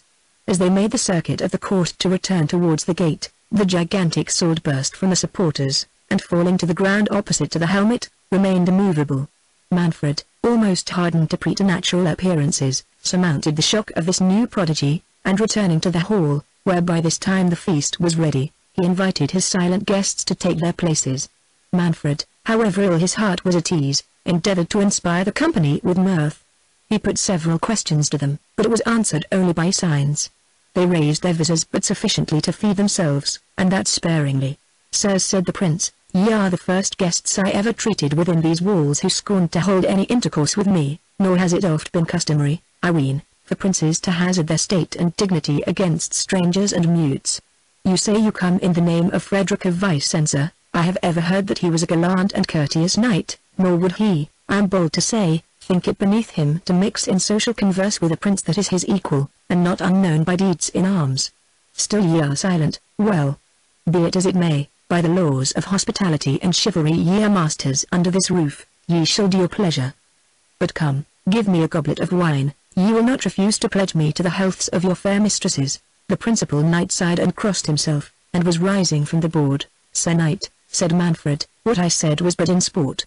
I shall constrain you in nothing, use your good liking. Since mirth is not your mood, let us be sad. Business may hit your fancies better. Let us withdraw, and hear if what I have to unfold may be better relished than the vain efforts I have made for your pastime. Manfred then conducting the 3 knights into an inner chamber, shut the door, and inviting them to be seated, began thus, addressing himself to the chief personage: You come, Sir Knight, as I understand, in the name of the Marquis of Vicenza, to redemand the Lady Isabella, his daughter, who has been contracted in the face of Holy Church to my son, by the consent of her legal guardians, and to require me to resign my dominions to your lord, who gives himself for the nearest of blood to Prince Alfonso, whose soul God rest. I shall speak to the latter article of your demands first. You must know, your lord knows, that I enjoy the Principality of Otranto from my father, Don Manuel, as he received it from his father, Don Ricardo. Alfonso, their predecessor, dying childless in the Holy Land, bequeathed his estates to my grandfather, Don Ricardo, in consideration of his faithful services. The stranger shook his head. Sir Knight, said Manfred, warmly, Ricardo was a valiant and upright man. He was a pious man, witness his munificent foundation of the adjoining church and 2 converts. He was peculiarly patronized by Saint Nicholas. My grandfather was incapable. I say, sir, Don Ricardo was incapable. Excuse me, your interruption has disordered me. I venerate the memory of my grandfather. Well, sirs, he held this estate. He held it by his good sword and by the favor of Saint Nicholas. So did my father, and so, sirs, will I, come what come will. But Frederick, your lord, is nearest in blood. I have consented to put my title to the issue of the sword. Does that imply a vicious title? I might have asked, where is Frederick your lord? Report speaks him dead in captivity. You say, your actions say, he lives. I question it not. I might, sirs, I might. But I do not. Other princes would bid Frederick take his inheritance by force. If he can, they would not stake their dignity on a single combat. They would not submit it to the decision of unknown mutes. Pardon me, gentlemen, I am too warm, but suppose yourselves in my situation, as ye are stout knights, would it not move your choler to have your own and the honor of your ancestors called in question? But to the point. Ye require me to deliver up the Lady Isabella. Sirs, I must ask if ye are authorized to receive her? The knight nodded. Receive her, continued Manfred. Well, you are authorized to receive her, but, gentle knight, may I ask if you have full powers? The knight nodded. 'Tis well, said Manfred, then hear what I have to offer. Ye see, gentlemen, before you, the most unhappy of men. He began to weep. Afford me your compassion, I am entitled to it, indeed I am. No, I have lost my only hope, my joy, the support of my house. Conrad died yestermorning. The knights discovered signs of surprise. Yes, sirs, fate has disposed of my son. Isabella is at liberty. Do you then restore her? Cried the chief knight, breaking silence. Afford me your patience, said Manfred. I rejoice to find, by this testimony of your goodwill, that this matter may be adjusted without blood. It is no interest of mine dictates what little I have farther to say. Ye behold in me a man disgusted with the world. The loss of my son has weaned me from earthly cares. Power and greatness have no longer any charms in my eyes. I wished to transmit the scepter I had received from my ancestors with honor to my son, but that is over. Life itself is so indifferent to me, that I accepted your defiance with joy. A good knight cannot go to the grave with more satisfaction than one falling in his vocation. Whatever is the will of heaven, I submit, for alas, sirs, I am a man of many sorrows. Manfred is no object of envy, but no doubt you are acquainted with my story. The knight made signs of ignorance, and seemed curious to have Manfred proceed. Is it possible, sirs, continued the prince, that my story should be a secret to you? Have you heard nothing relating to me and the Princess Hippolyta? They shook their heads. No. Thus, then, sirs, it is. You think me ambitious. Ambition, alas, is composed of more rugged materials. If I were ambitious, I should not for so many years have been a prey to all the hell of conscientious scruples. But I weary your patience, I will be brief. Know, then, that I have long been troubled in mind on my union with the Princess Hippolyta. Oh, sirs, if you were acquainted with that excellent woman. If you knew that I adore her like a mistress, and cherish her as a friend, but man was not born for perfect happiness. She shares my scruples, and with her consent I have brought this matter before the church, for we are related within the forbidden degrees. I expect every hour the definitive sentence that must separate us forever. I am sure you feel for me. I see you do. Pardon these tears. The knights gazed on each other, wondering where this would end. Manfred continued. The death of my son betiding while my soul was under this anxiety, I thought of nothing but resigning my dominions, and retiring forever from the sight of mankind. My only difficulty was to fix on a successor, who would be tender of my people, and to dispose of the Lady Isabella, who is dear to me as my own blood. I was willing to restore the line of Alfonso, even in his most distant kindred.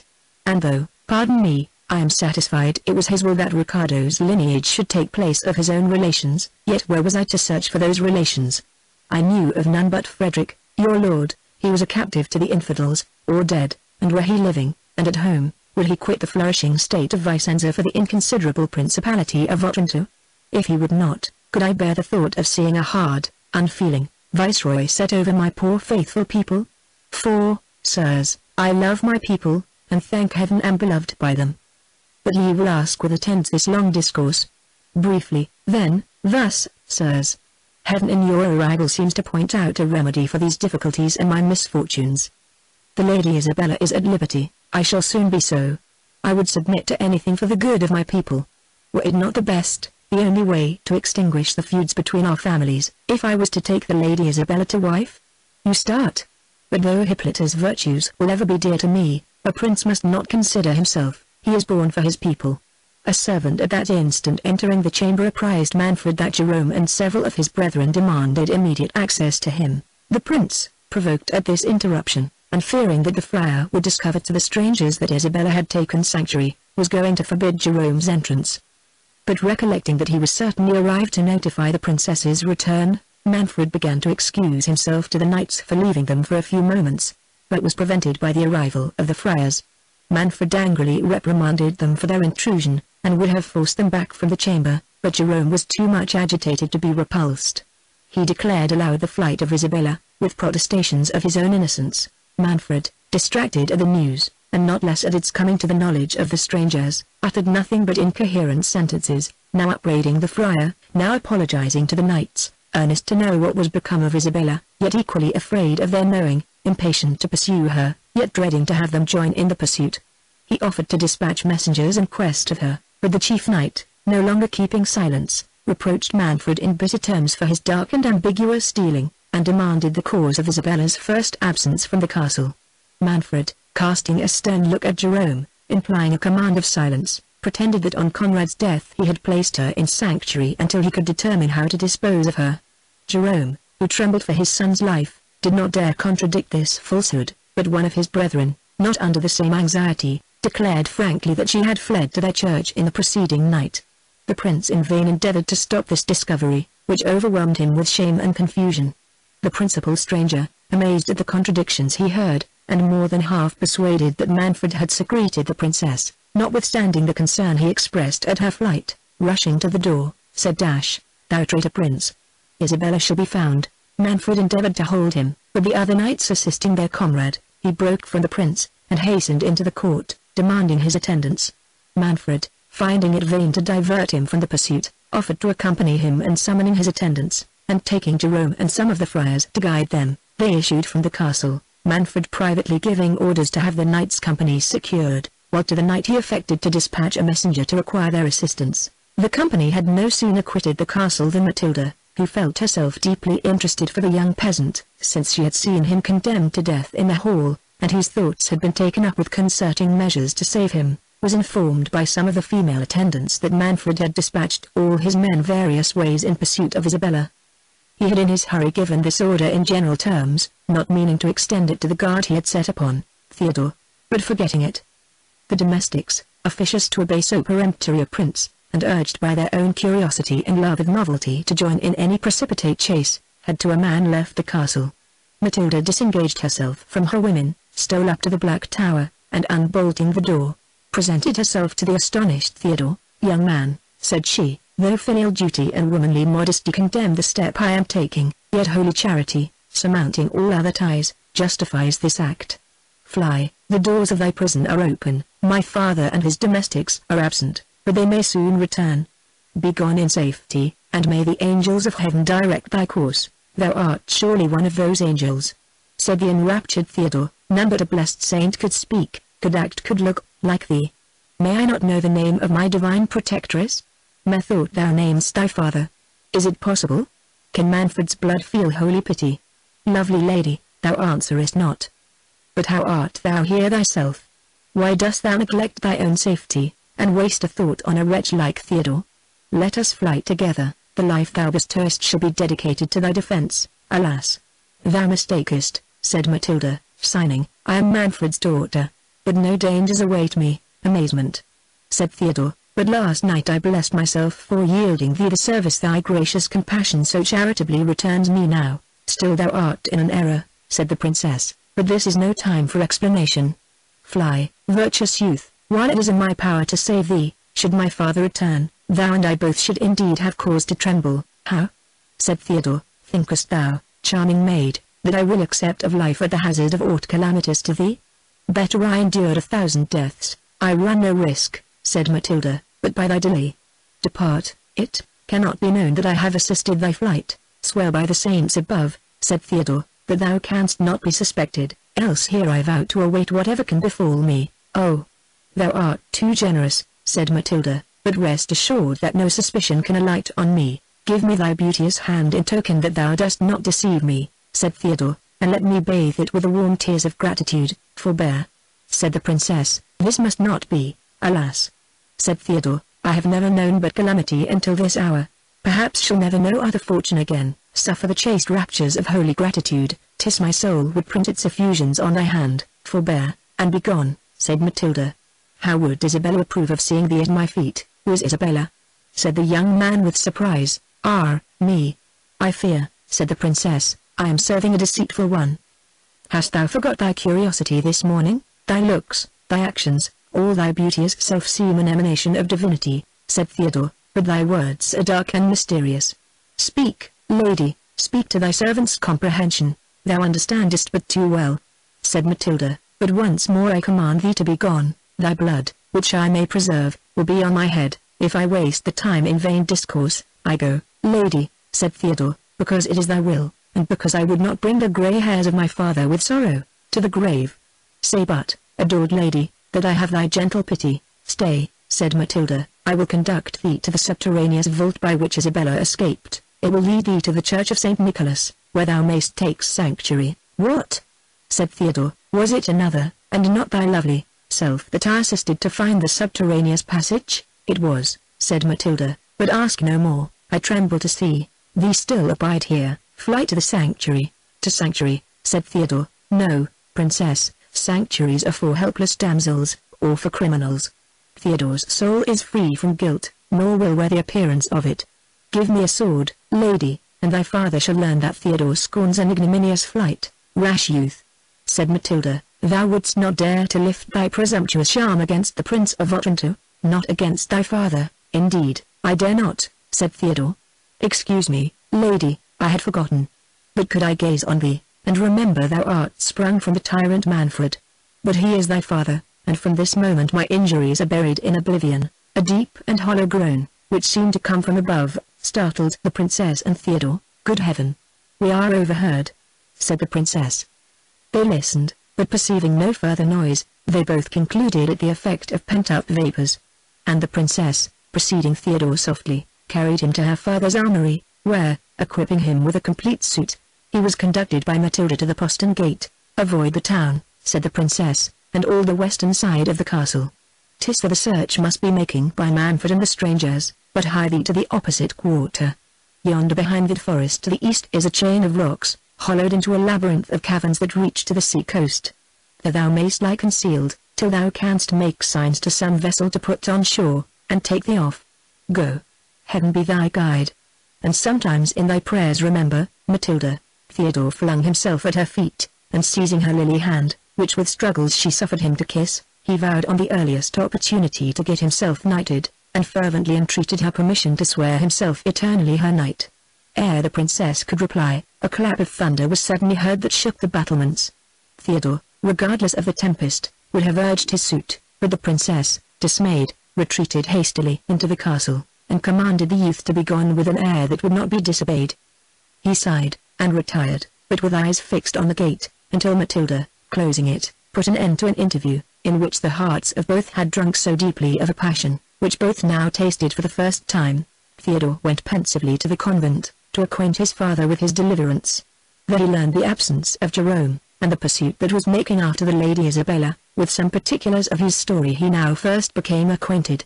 The generous gallantry of his nature prompted him to wish to assist her, but the monks could lend him no lights to guess at the route she had taken. He was not tempted to wander far in search of her, for the idea of Matilda had imprinted itself so strongly on his heart, that he could not bear to absent himself at much distance from her abode. The tenderness Jerome had expressed for him concurred to confirm this reluctance, and he even persuaded himself that filial affection was the chief cause of his hovering between the castle and monastery. Until Jerome should return at night, Theodore at length determined to repair to the forest that Matilda had pointed out to him. Arriving there, he sought the gloomiest shades, as best suited to the pleasing melancholy that reigned in his mind.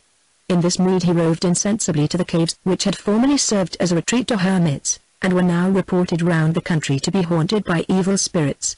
He recollected to have heard this tradition, and being of a brave and adventurous disposition, he willingly indulged his curiosity in exploring the secret recesses of this labyrinth. He had not penetrated far before he thought he heard the steps of some person who seemed to retreat before him. Theodore, though firmly grounded in all our holy faith and joins to be believed, had no apprehension that good men were abandoned without cause to the malice of the powers of darkness. He thought the place more likely to be infested by robbers than by those infernal agents who were reported to molest and bewilder travellers. He had long burned with impatience to approve his valour. Drawing his sabre, he marched sedately onwards, still directing his steps as the imperfect rustling sound before him led the way. The armour he wore was a like indication to the person who avoided him.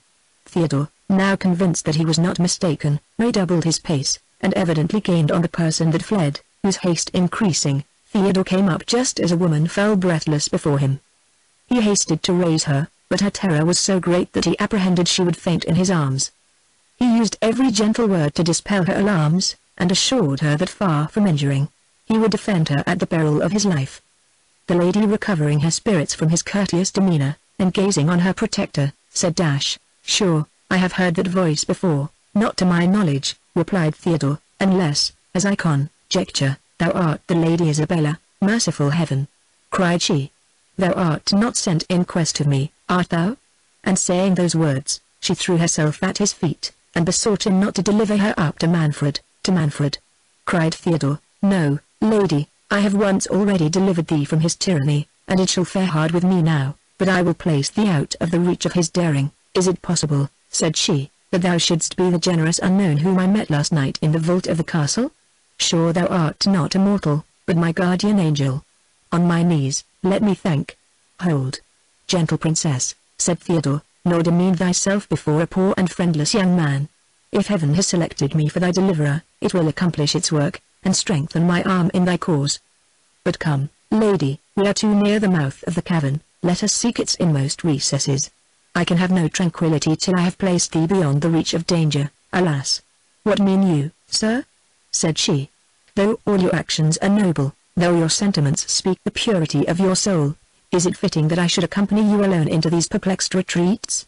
Should we be found together, what would a censorious world think of my conduct?" "I respect your virtuous delicacy," said Theodore, "nor do you harbor a suspicion that wounds my honor.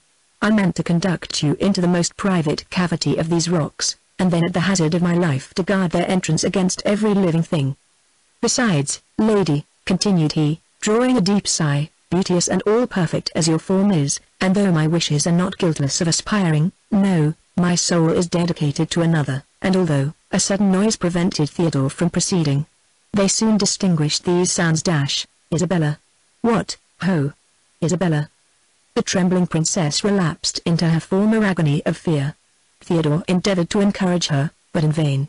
He assured her he would die rather than suffer her to return under Manfred's power, and begging her to remain concealed, he went forth to prevent the person in search of her from approaching. At the mouth of the cavern he found an armed knight, discoursing with a peasant, who assured him he had seen the lady enter the passes of the rock.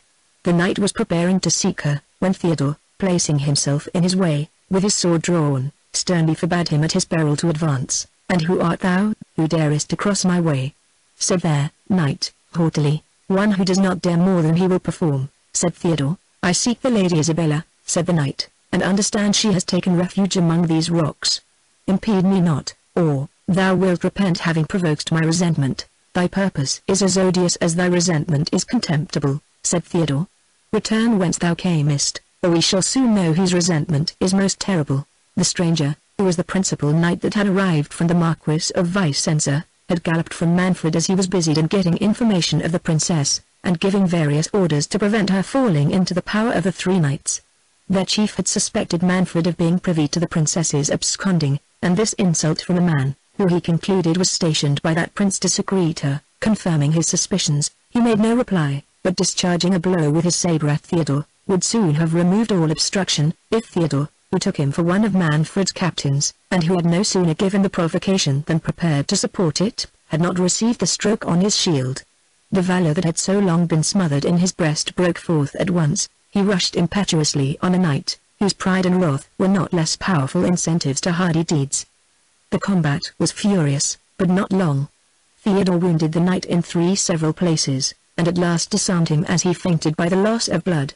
The peasant, who had fled on the first onset, had given the alarm to some of Manfred's domestics, who, by his orders, were dispersed through the forest in pursuit of Isabella. They came up as the night fell, whom they soon discovered to be the noble stranger.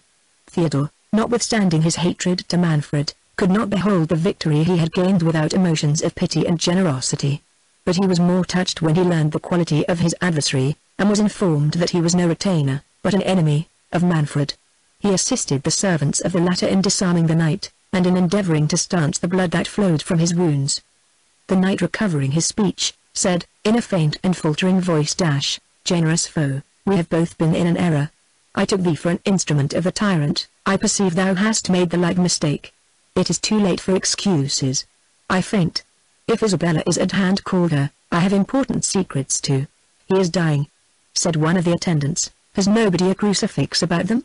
Andrea, do thou pray over him." "Fetch some water," said Theodore, "and pour it down his throat, while I hasten to the princess." Saying this, he flew to Isabella, and in few words told her modestly that he had been so unfortunate by mistake as to wound a gentleman from her father's court, who wished, ere he died, to impart something of consequence to her. The princess, who had been transported at hearing the voice of Theodore, as he called to her to come forth, was astonished at what she heard.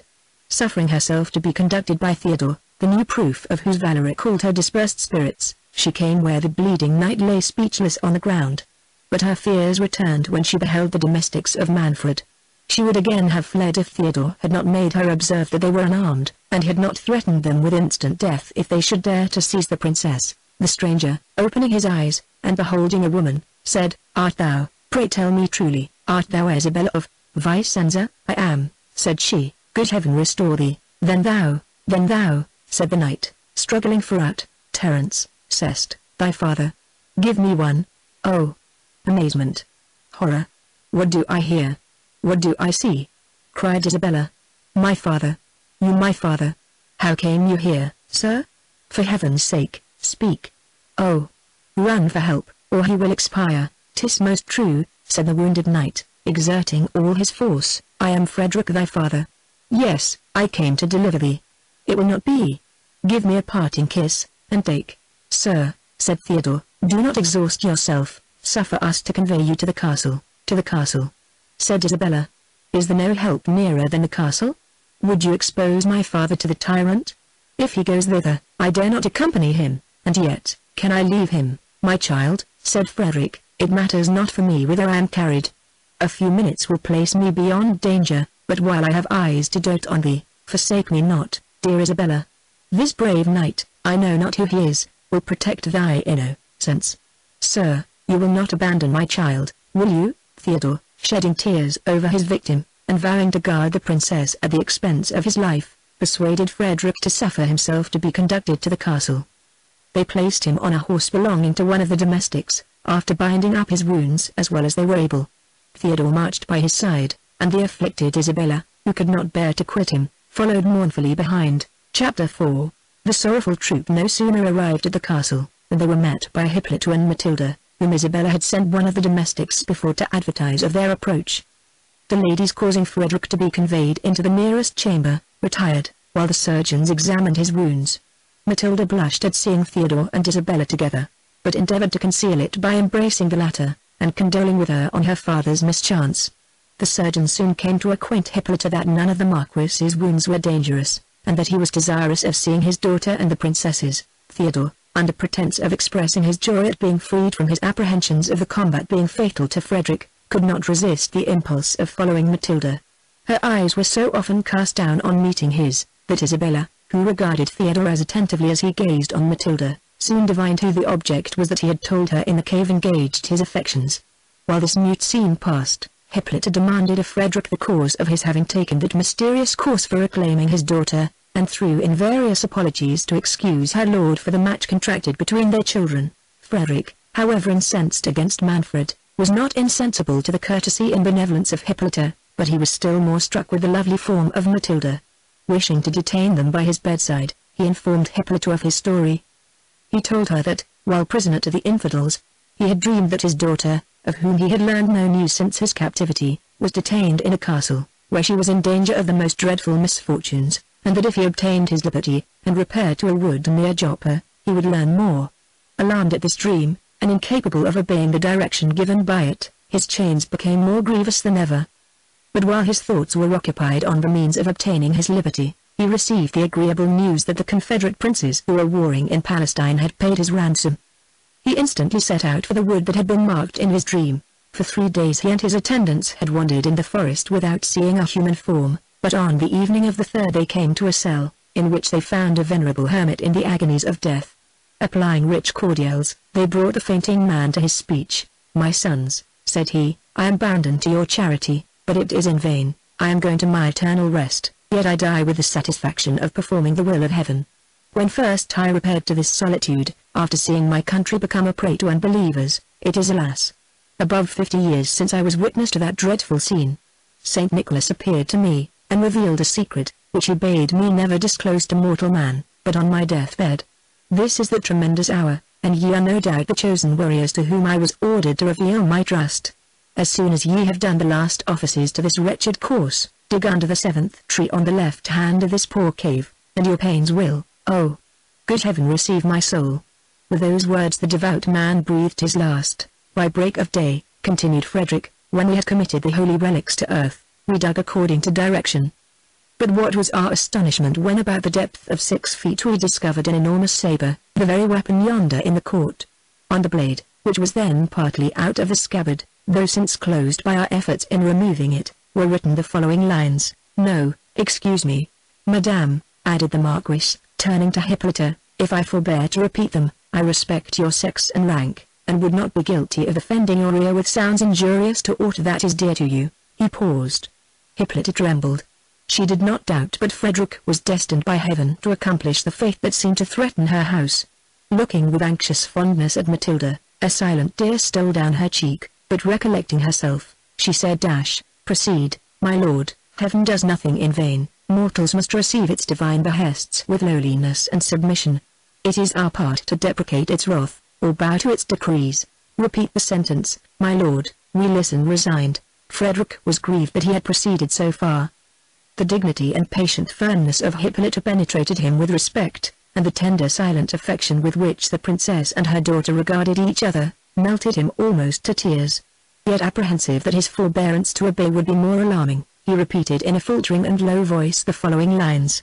"Where a casque that suits this sword is found, with perils is thy daughter compassed round.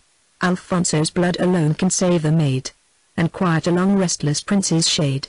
"What is there in these lines," said Theodore impatiently, "that affects these princesses? Why were they to be shocked by a mysterious delicacy that has so little foundation?" "Your words are rude, young man," said the Marquis, "and, though fortune has favored you once, my honored lord," said Isabella, who resented Theodore's warmth, which she perceived was dictated by his sentiments for Matilda, "discompose not yourself for the closing of a peasant's son. He forgets the reverence he owes you, but he is not accustomed." Hippolyta, concerned at the heat that had arisen, checked Theodore for his boldness, but with an air acknowledging his zeal, and changing the conversation, demanded of Frederick where he had left her lord. As the Marquis was going to reply, they heard a noise without, and rising to inquire the cause, Manfred, Jerome, and part of the troop, who had met an imperfect rumor of what had happened, entered the chamber. Manfred advanced hastily towards Frederick's bed to condole with him on his misfortune, and to learn the circumstances of the combat, when starting in an agony of terror and amazement, he cried, "Ha! What art thou? Thou dreadful spectre! Is my hour come, my dearest, gracious lord?" cried Hippolyta, clasping him in her arms. "What is it you see? Why do you fix your eyeballs thus?" "What?" cried Manfred breathless. "Dost thou see nothing, Hippolyta? Is this ghastly phantom sent to me alone, Taru, who did not?" "For mercy's sweetest self, my lord," said Hippolyta, "resume your soul, command your reason. There is none here, but us, your friends. What, is not that Alfonso? Cried Manfred. Dost thou not see him? Can it be my brain's delirium, this? My lord, said Hippolyta, this is Theodore, the youth who has been so unfortunate. Theodore?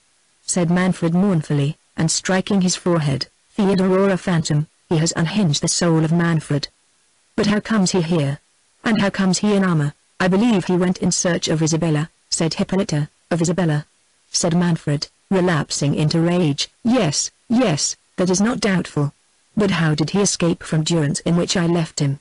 Was it Isabella, or this hypocritical old friar, that procured his enlargement?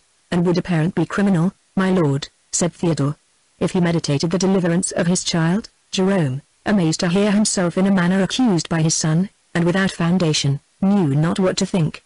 He could not comprehend how Theodore had escaped, how he came to be armed, and to encounter Frederick.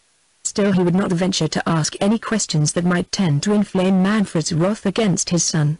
Jerome's silence convinced Manfred that he had contrived Theodore's release. And is it thus, thou ungrateful old man, said the prince, addressing himself to the friar, that thou repayest mine and Hippolyta's bounties? And not content with traversing my heart's nearest wishes, thou armest thy bastard, and bringest him into my own castle to insult me. My lord, said Theodore, you wrong my father, neither he nor I are capable of harboring a thought against your peace.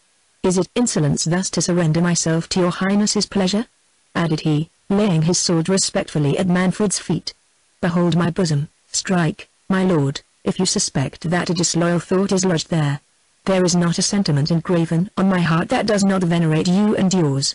The grace and fervor with which Theodore uttered these words interested every person present in his favor. Even Manfred was touched, yet still possessed with his resemblance to Alfonso. His admiration was dashed with secret horror. Rise, said he, thy life is not my present purpose. But tell me thy history, and how thou camest connected with this old traitor here. My lord, said Jerome eagerly. Peace. Impostor, said Manfred, I will not have him prompted. My lord, said Theodore, I will no assistance. My story is very brief. I was carried at 5 years of age to Algiers with my mother, who had been taken by corsairs from the coast of Sicily. She died of grief in less than a 12-month. The tears gushed from Jerome's eyes, on whose countenance 1,000 anxious passions stood expressed. Before she died, continued Theodore, she bound a writing about my arm under my garments, which told me I was the son of the Count Falconara. It is most true, said Jerome, I am that wretched father. Again I enjoin thee silence, said Manfred. Proceed. I remained in slavery, said Theodore, until within these 2 years, when attending on my master in his cruises, I was delivered by a Christian vessel, which overpowered the pirate, and discovering myself to the captain, he generously put me on shore in Sicily. But alas!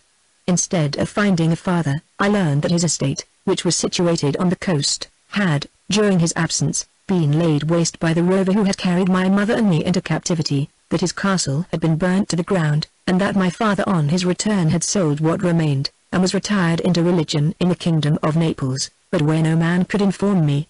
Destitute and friendless, hopeless almost of attaining the transport of a parent's embrace, I took the first opportunity of setting sail for Naples, from whence, within these 6 days, I wandered into this province, still supporting myself by the labor of my hands, nor until yestermorn did I believe that heaven had reserved any lot for me but peace of mind and contented poverty. This, my lord, is Theodore's story. I'm blessed beyond my hope in finding a father. I am unfortunate beyond my desert in having incurred your highness's displeasure. He ceased. A murmur of approbation gently arose from the audience. This is not all, said Frederick. I am bound in honor to add what he suppresses. Though he is modest, I must be generous. He is one of the bravest youths on Christian ground. He is warm too, and from the short knowledge I have of him, I will pledge myself for his veracity. If what he reports of himself were not true, he would not utter it, and for me, youth, I honor a frankness which becomes thy birth. But now, and thou didst offend me, yet the noble blood which flows in thy veins, may well be allowed to boil out, when it has so recently traced itself to its source. Come, my lord, turning to Manfred, if I can pardon him, surely you may. It is not the youth's fault, if you took him for a spectre. This bitter taunt galled the soul of Manfred.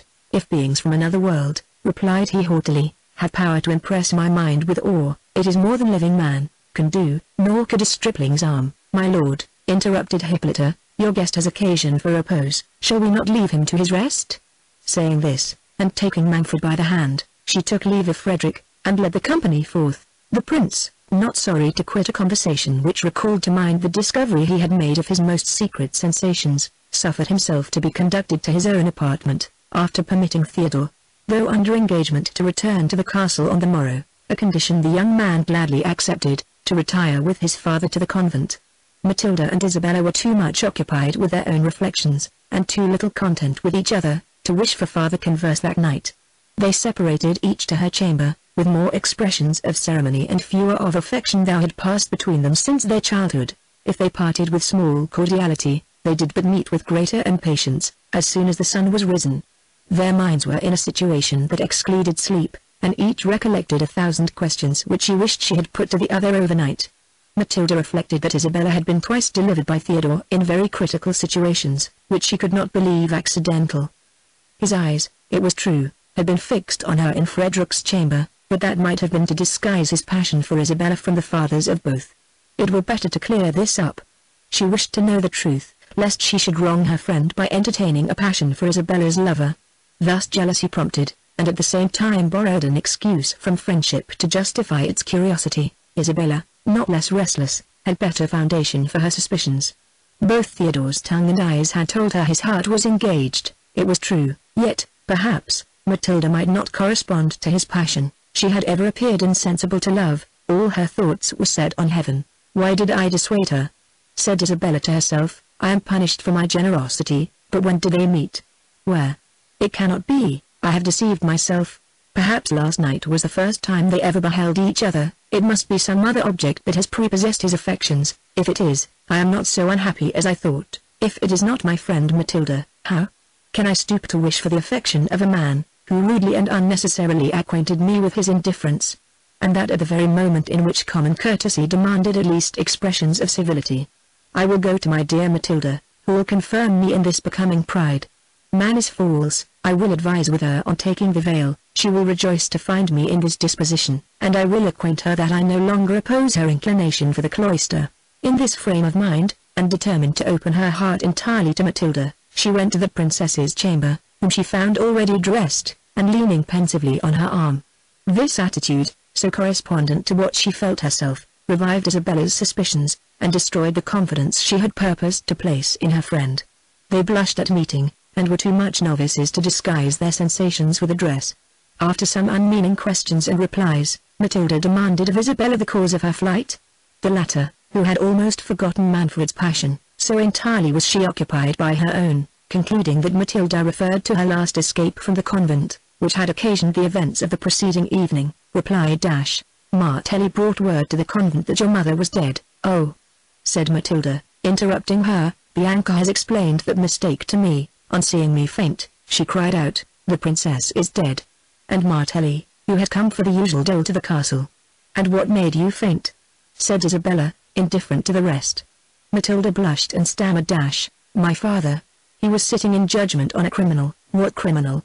Said Isabella eagerly. A young man, said Matilda, I think it was that young man that, what, Theodore? Said Isabella. Yes, answered she, I never saw him before. I do not know how he had offended my father, but as he has been of service to you, I am glad my lord has pardoned him. Served me, replied Isabella. Do you term it serving me, to wound my father, and almost occasion his death? Though it is but since yesterday that I am blessed with knowing a parent, I hope Matilda does not think I am such a stranger to filial tenderness as not to resent the boldness of that audacious youth, and that it is impossible for me ever to feel any affection for one who dared to lift his arm against the author of my being. No, Matilda, my heart abhors him, and if you still retain the friendship for me that you have vowed from your infancy, you will detest a man who has been on the point of making me miserable forever. Matilda held down her head and replied, I hope my dearest Isabella does not doubt her Matilda's friendship. I never beheld that youth until yesterday. He is almost a stranger to me, but as the surgeons have pronounced you further out of danger, you ought not to harbor uncharitable resentment against one, who I am persuaded did not know the Marquis was related to you. You plead his cause very pathetically, said Isabella, considering he is so much a stranger to you. I am mistaken, or he returns your charity. What mean you? Said Matilda. Nothing, said Isabella, repenting that she had given Matilda a hint of Theodore's inclination for her. Then changing the discourse, she asked Matilda what occasioned Manfred to take Theodore for a spectre. "Bless me," said Matilda, "did not you observe his extreme resemblance to the portrait of Alfonso in the gallery? I took notice of it to Bianca even before I saw him in armor, but with the helmet on. He is the very image of that picture." "I do not much observe pictures," said Isabella, "much less have I examined this young man so attentively as you seem to have done." "Ah?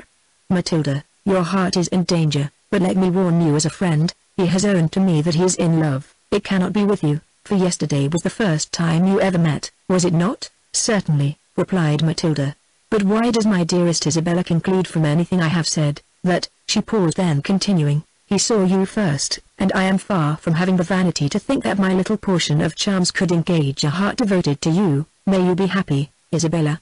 "Whatever is the fate of Matilda, my lovely friend," said Isabella, whose heart was too honest to resist a kind expression, "it is you that Theodore admires. I saw it, I am persuaded of it, nor shall a thought of my own happiness suffer me to interfere with yours." This frankness drew tears from the gentle Matilda, and jealousy that for a moment had raised a coolness between these amiable maidens soon gave way to the natural sincerity and candor of their souls. Each confessed to the other the impression that Theodore had made on her, and this confidence was followed by a struggle of generosity, each insisting on yielding her claim to her friend. At length the dignity of Isabella's virtue, reminding her of the preference which Theodore had almost declared for her rival, made her determined to conquer her passion, and cede the beloved object to her friend. During this contest of amity, Hippolyta entered her daughter's chamber. "Madame," said she to Isabella, "you have so much tenderness for Matilda, and interest yourself so kindly in whatever affects our wretched house, that I can have no secrets with my child, which are not proper for you to hear." The princesses were all attention and anxiety. "Know then, Madame," continued Hippolyta, "and you my dearest Matilda, that being convinced by all the events of these 2 last ominous days, that heaven purposes the sceptre of Otranto should pass from Manfred's hands into those of the Marquis Frederick, I have been perhaps inspired with the thought of averting our total destruction by the union of our rival houses. With this view I have been proposing to Manfred, my lord, to tender this dear child to Frederick, your father." "Me to Lord Frederick!" cried Matilda. "Good heavens! My gracious mother, and have you named it to my father?" "I have," said Hippolyta. "He listened benignly to my proposal, and is gone to break it to the Marquis." "Ah! Wretched princess!" cried Isabella, "what hast thou done? What ruin has thy inadvertent goodness been preparing, for thyself, for me, and for Matilda?" "Ruin from me to you and to my child," said Hippolyta. "What can this mean?" "Alas!" said Isabella, "the purity of your own heart prevents your seeing the depravity of others.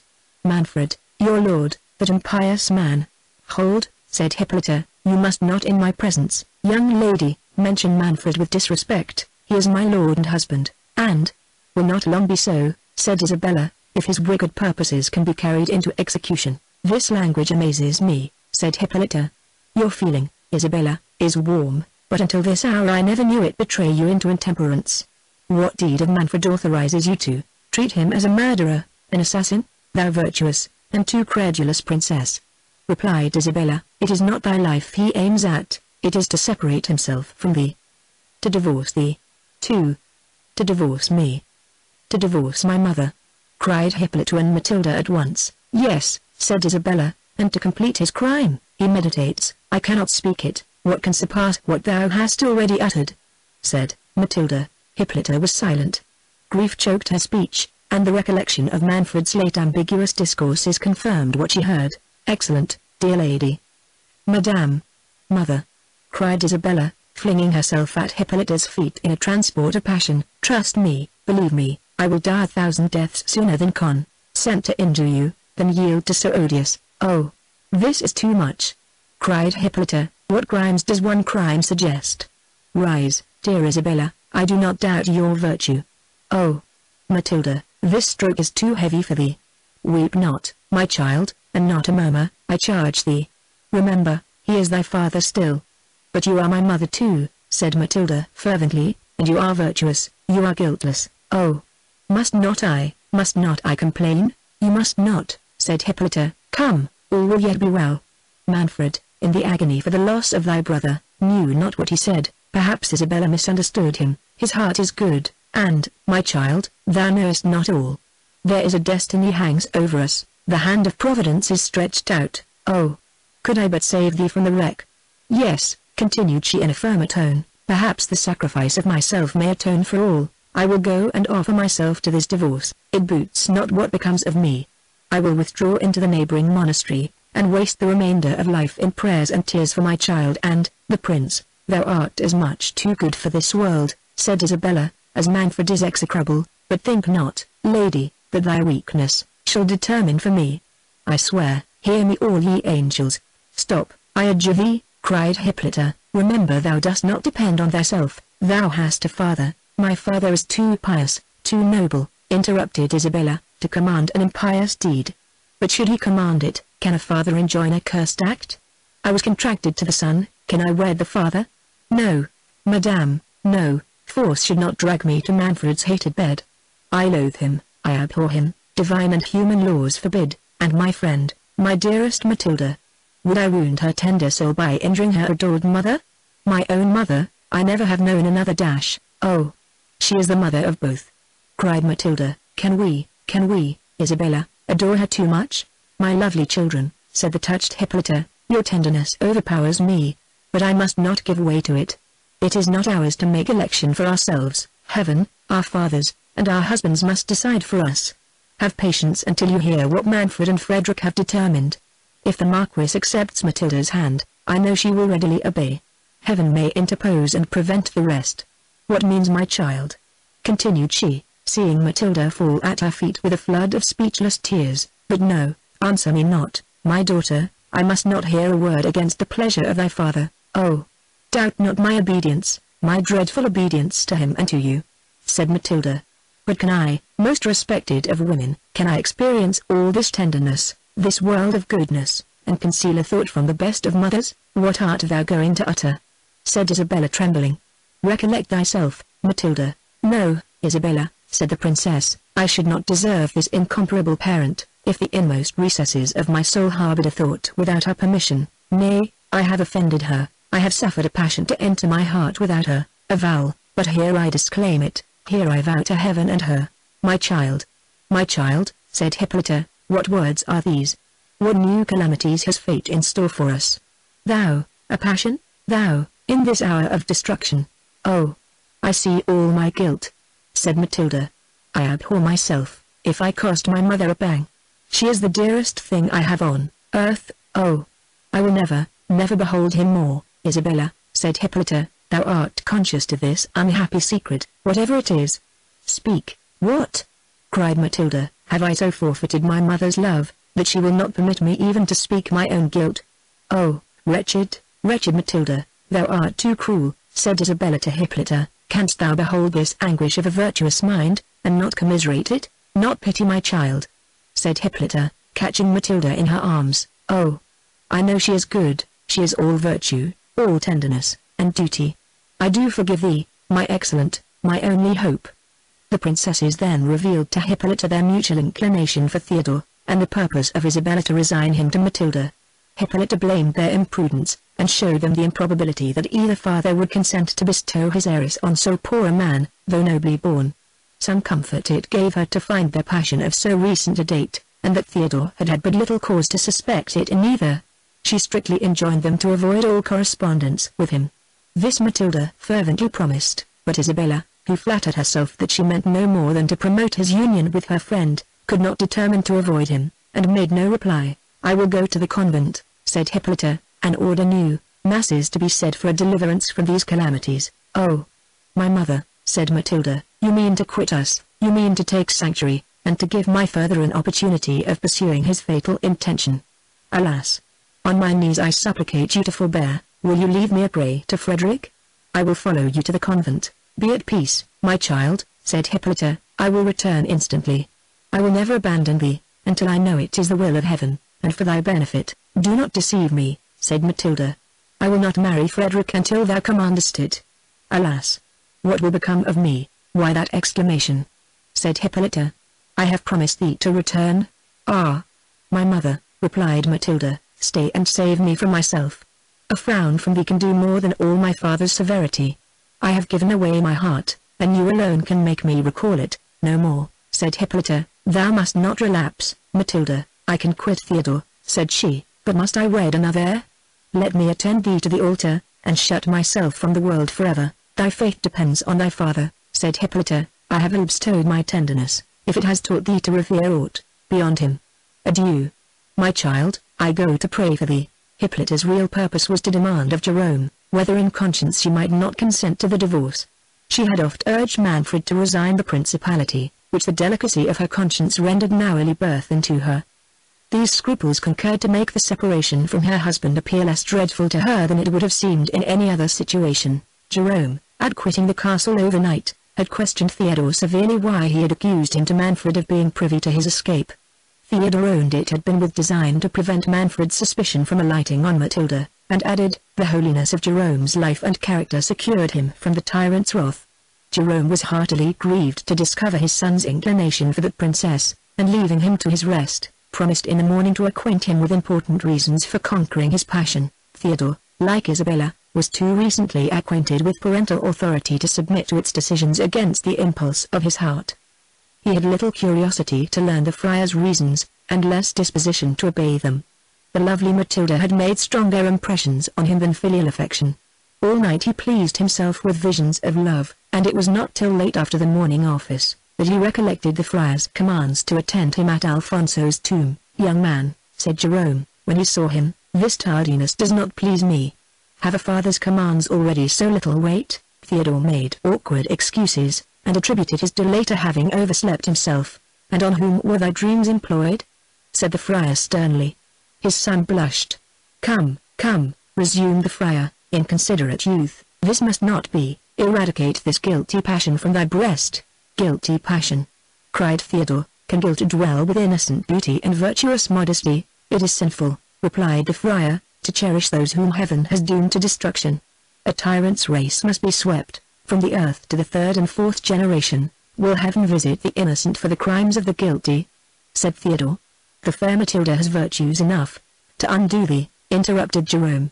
Hast thou so soon forgotten that twice the savage Manfred has pronounced thy sentence? Nor have I forgotten, sir, said Theodore, that the charity of his daughter delivered me from his power. I can forget injuries, but never benefits. The injuries thou hast received from Manfred's race, said the friar, are beyond what thou canst conceive. Reply not, but view this holy image. Beneath this marble monument rest the ashes of the good Alfonso, a prince adorned with every virtue, the father of his people, the delight of mankind. Kneel, head a strong boy, and list, while a father unfolds a tale of horror that will expel every sentiment from thy soul, but sensations of sacred vengeance. Alfonso, much injured prince, let thy unsatisfied shade sit awful on the troubled air, while these trembling lips, who comes there? The most wretched of women, said Hippolyta, entering the choir. Good father, art thou at leisure, but why this kneeling youth? What means the horror imprinted on each countenance? Why at this venerable tomb, alas? Hast thou seen aught? We were pouring forth our orisons to heaven, replied the friar, with some confusion, to put an end to the woes of this deplorable province. Join with us, lady. Thy spotless soul may obtain an exemption from the judgments which the portents of these days but too speakingly denounce against thy house. I pray fervently to heaven to divert them, said the pious princess. Thou knowest it has been the occupation of my life to wrest a blessing from my lord and my harmless children. One, alas, is taken from me. Would heaven but hear me for my poor Matilda. Father, intercede for her, every heart will bless her, cried Theodore with rapture. Be dumb, rash youth, said Jerome. And thou, fond princess, contend not with the powers above. The Lord giveth, and the Lord taketh away, bless his holy name, and submit to his decrees. I do most devoutly, said Hippolyta, but will he not spare my only comfort? Must Matilda perish too? Ah, father, I came, but dismiss thy son. No ear but thine must hear what I have to utter. May heaven grant thy every wish, most excellent princess, said Theodore retiring. Jerome frowned. Hippolyta then acquainted the friar with the proposal she had suggested to Manfred, his approbation of it, and the tender of Matilda that he was gone to make to Frederick. Jerome could not conceal his dislike of the notion, which he covered under pretence of the improbability that Frederick, the nearest of blood to Alfonso, and who was come to claim his succession, would yield to an alliance with the usurper of his right. But nothing could equal the perplexity of the friar, when Hippolyta confessed her readiness not to oppose the separation, and demanded his opinion on the legality of her acquiescence.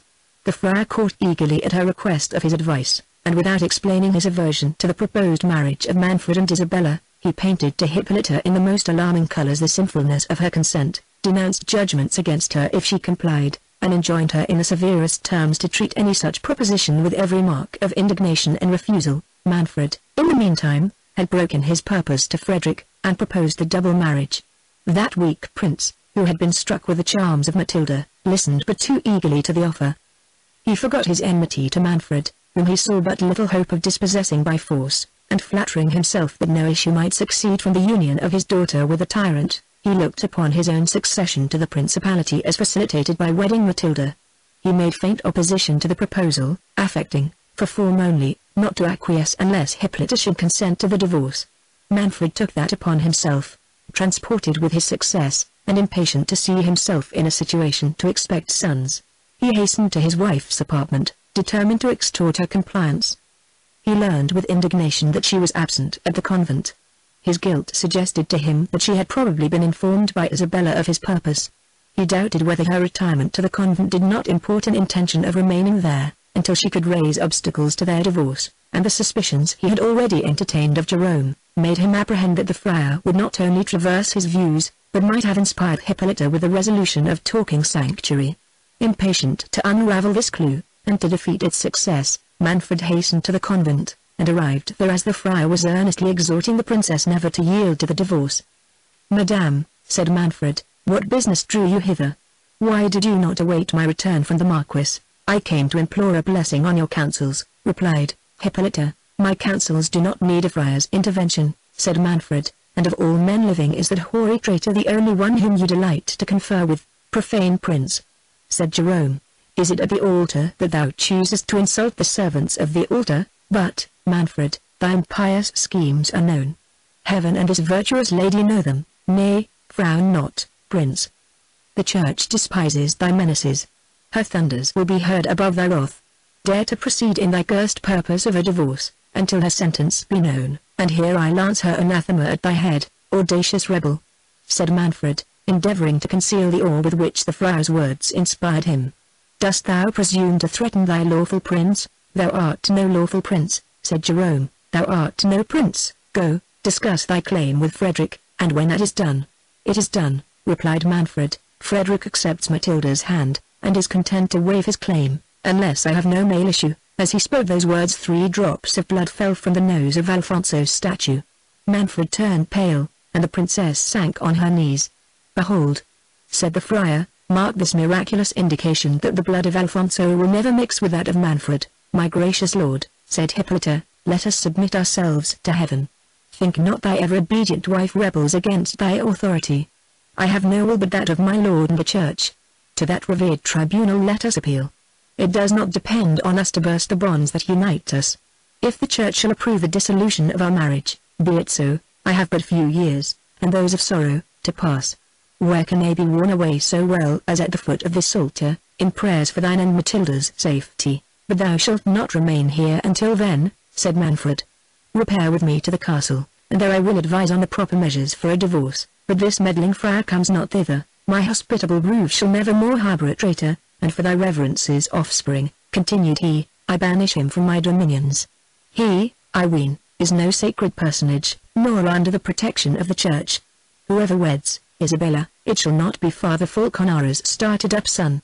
"They start up," said the friar, "who are suddenly beheld in the seat of lawful princes, but they wither away like the grass, and their place knows them no more." Manfred, casting a look of scorn at the friar, led Hippolyta forth, but at the door of the church whispered one of his attendants to remain concealed about the convent, and bring him instant notice, if anyone from the castle should repair thither. Chapter 5. Every reflection which Manfred made on the friar's behavior, conspired to persuade him that Jerome was privy to an amour between Isabella and Theodore.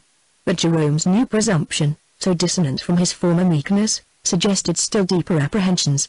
The prince even suspected that the friar depended on some secret support from Frederick, whose arrival, coinciding with the novel appearance of Theodore, seemed to bespeak a correspondence. Still more was he troubled with the resemblance of Theodore to Alfonso's portrait. The latter he knew had unquestionably died without issue. Frederick had consented to bestow Isabella on him. These contradictions agitated his mind with numberless pangs. He saw but 2 methods of extricating himself from his difficulties. The one was to resign his dominions to the Marquis' pride, ambition, and his reliance on ancient prophecies, which had pointed out the possibility of his preserving them to his posterity, combated that thought. The other was to press his marriage with Isabella.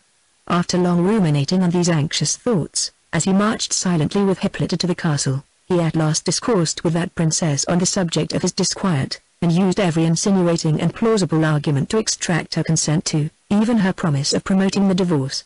Hippolyta needed little persuasions to bend her to his pleasure. She endeavored to win him over to the measure of resigning his dominions, but finding her exhortations fruitless, she assured him, that as far as her conscience would allow, she would raise no opposition to a separation, though without better founded scruples than what he yet alleged, she would not engage to be active in demanding it. This compliance, though inadequate, was sufficient to raise Manfred's hopes. He trusted that his power and wealth would easily advance his suit at the court of Rome, whither he resolved to engage Frederick to take a journey on purpose. That prince had discovered so much passion for Matilda, that Manfred hoped to obtain all he wished by holding out or withdrawing his daughter's charms, according as the Marquis should appear more or less disposed to cooperate in his views. Even the absence of Frederick would be a material point gained, until he could take further measures for his security. Dismissing Hippolyta to her apartment, he repaired to that of the Marquis, but crossing the great hall through which he was to pass he met Bianca. The damsel he knew was in the confidence of both the young ladies.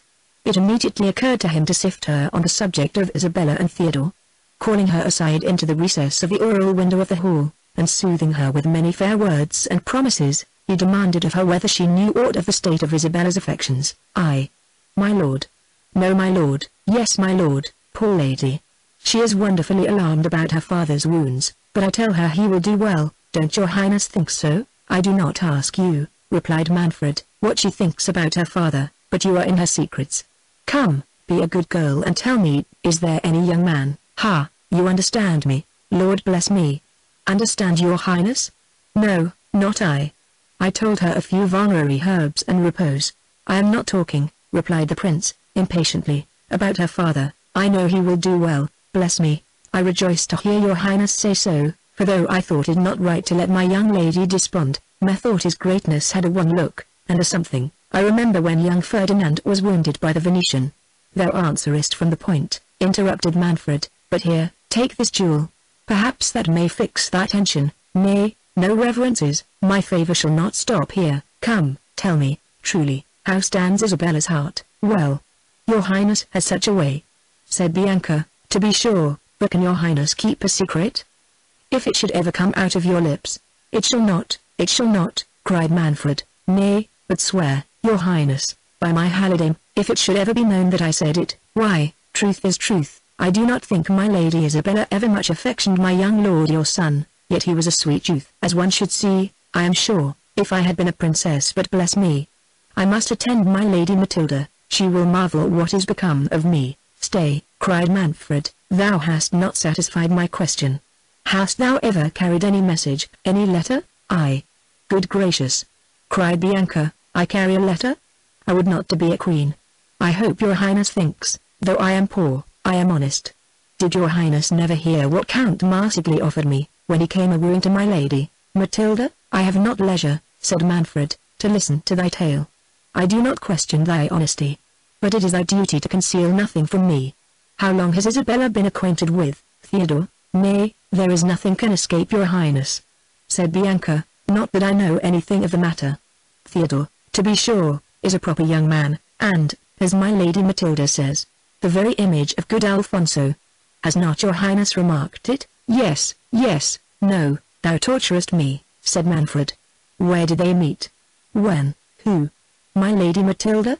said Bianca. "No, no, not Matilda, Isabella. When did Isabella first become acquainted with this Theodore?" "Virgin Mary," said Bianca. "How should I know?" "Thou dost know," said Manfred, "and I must know." "I will." "Lord, your highness is not jealous of young Theodore?" said Bianca. "Jealous? No, no. Why should I be jealous? Perhaps I mean to unite them, if I were sure Isabella would have no repugnance." "Repugnance?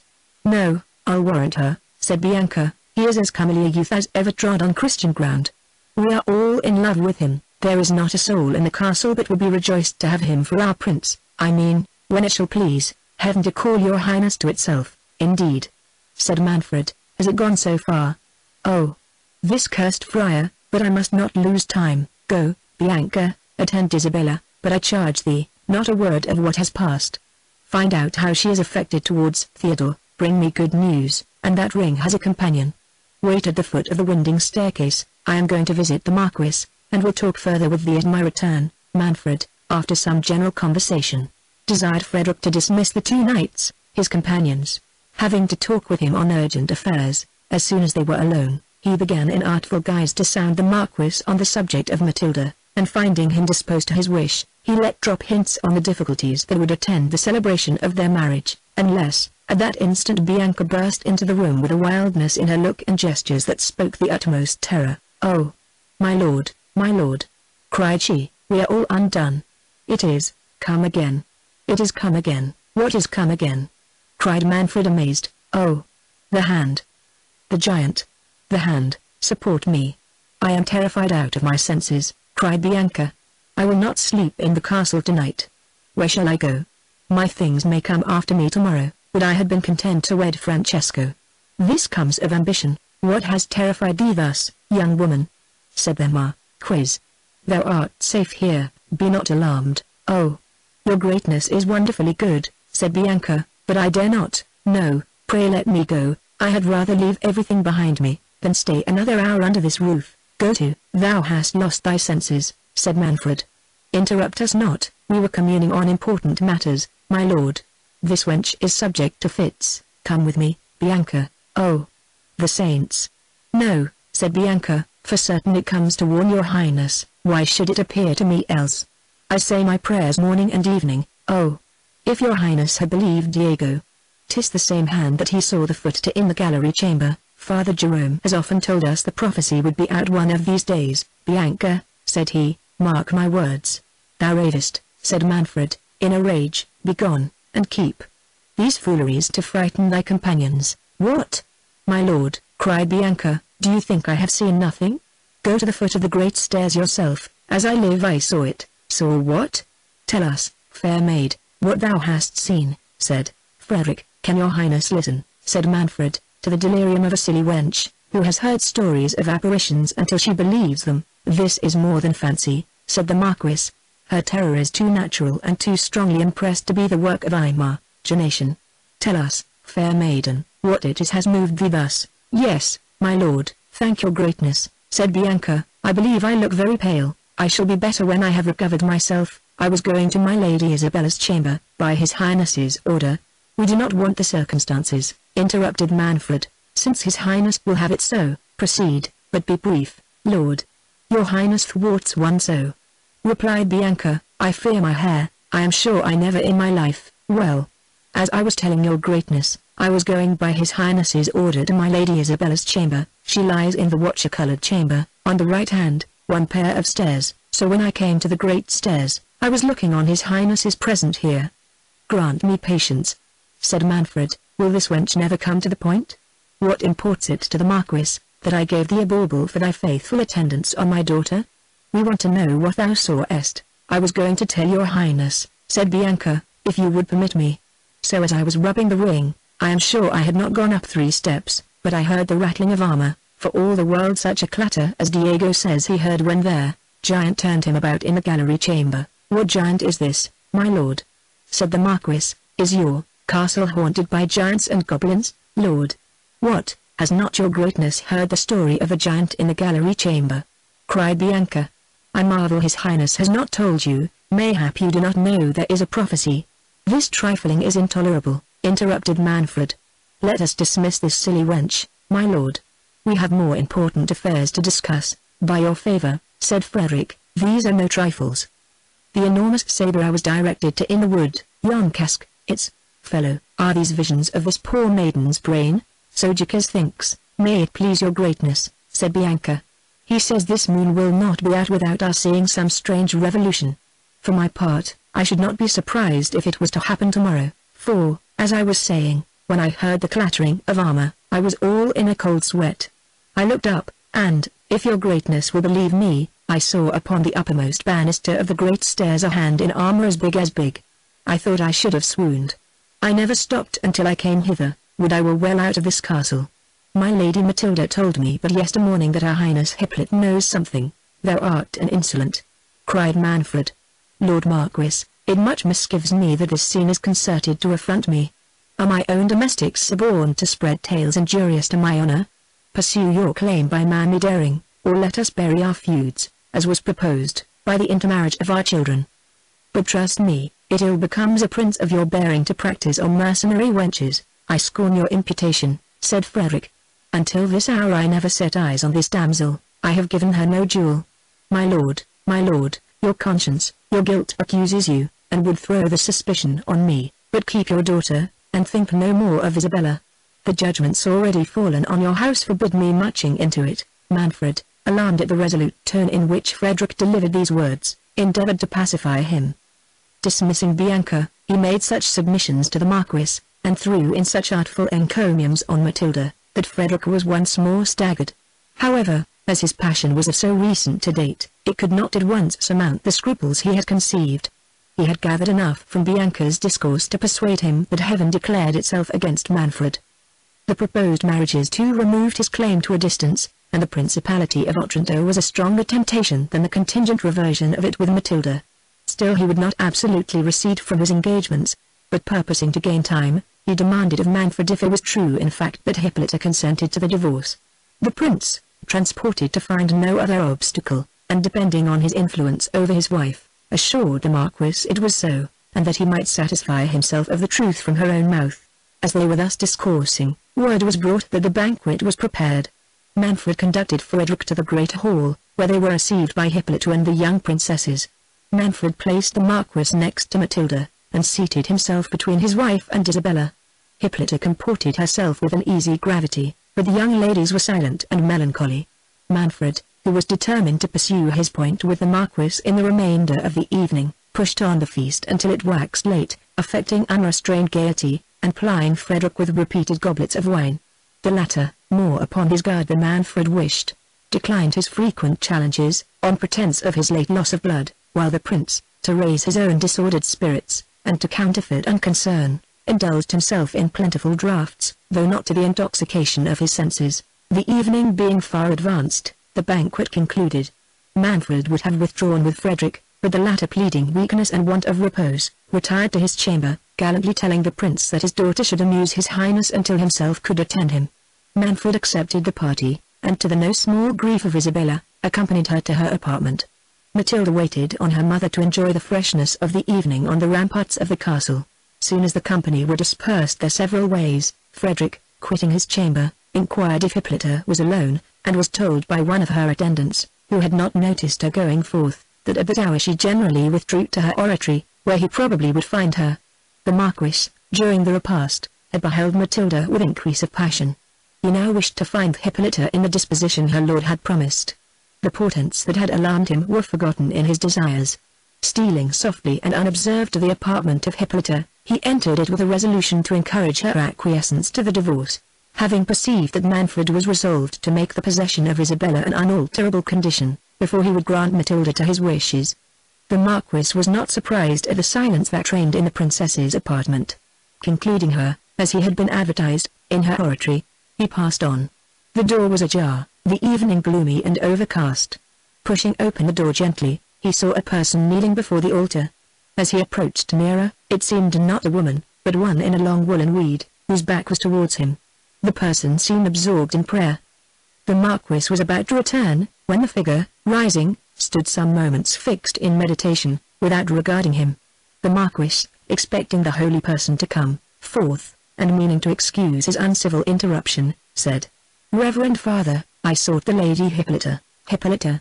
replied a hollow voice, "camest thou to this castle to seek Hippolyte?" And then the figure, turning slowly round, discovered to Frederick the fleshless jaws and empty sockets of a skeleton, wrapped in a hermit's cowl. "Angels of grace protect me!" cried Frederick, recoiling. "Deserve their protection," said the spectre.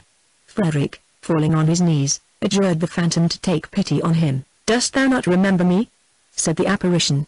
"Remember the wood of Joppa, art thou that holy hermit?" cried Frederick, trembling.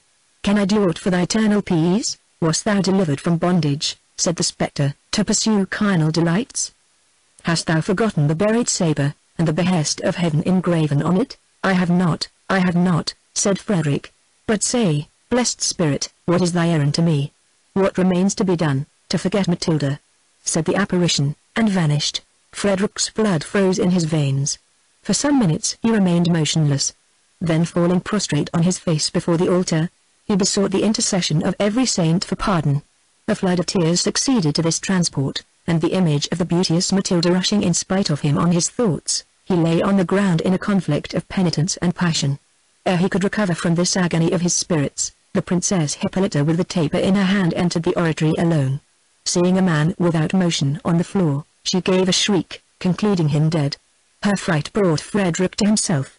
Rising suddenly, his face bedewed with tears, he would have rushed from her presence, but Hippolyta stopping him, conjured him in the most plaintive accents to explain the cause of his disorder, and by what strange chance she had found him there in that posture. "Ah, virtuous princess," said the Marquis, penetrated with grief, and stopped. "For the love of heaven, my lord," said Hippolyta, "disclose the cause of this transport.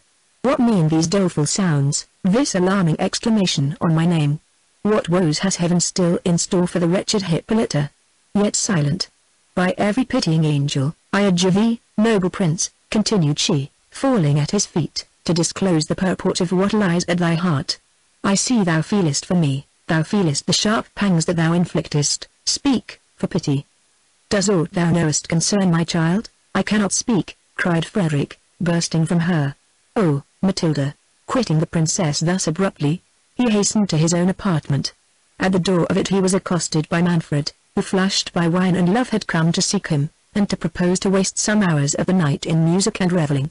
Frederick, offended at an invitation so dissonant from the mood of his soul, pushed him rudely aside, and entering his chamber, flung the door intemperately against Manfred, and bolted it inwards. The haughty prince, enraged at this unaccountable behavior, withdrew in a frame of mind capable of the most fatal excesses. As he crossed the court, he was met by the domestic whom he had planted at the convent as a spy on Jerome and Theodore. This man, almost breathless with the haste he had made, informed his lord that Theodore, and some lady from the castle were, at that instant, in private conference at the tomb of Alfonso in St. Nicholas's church.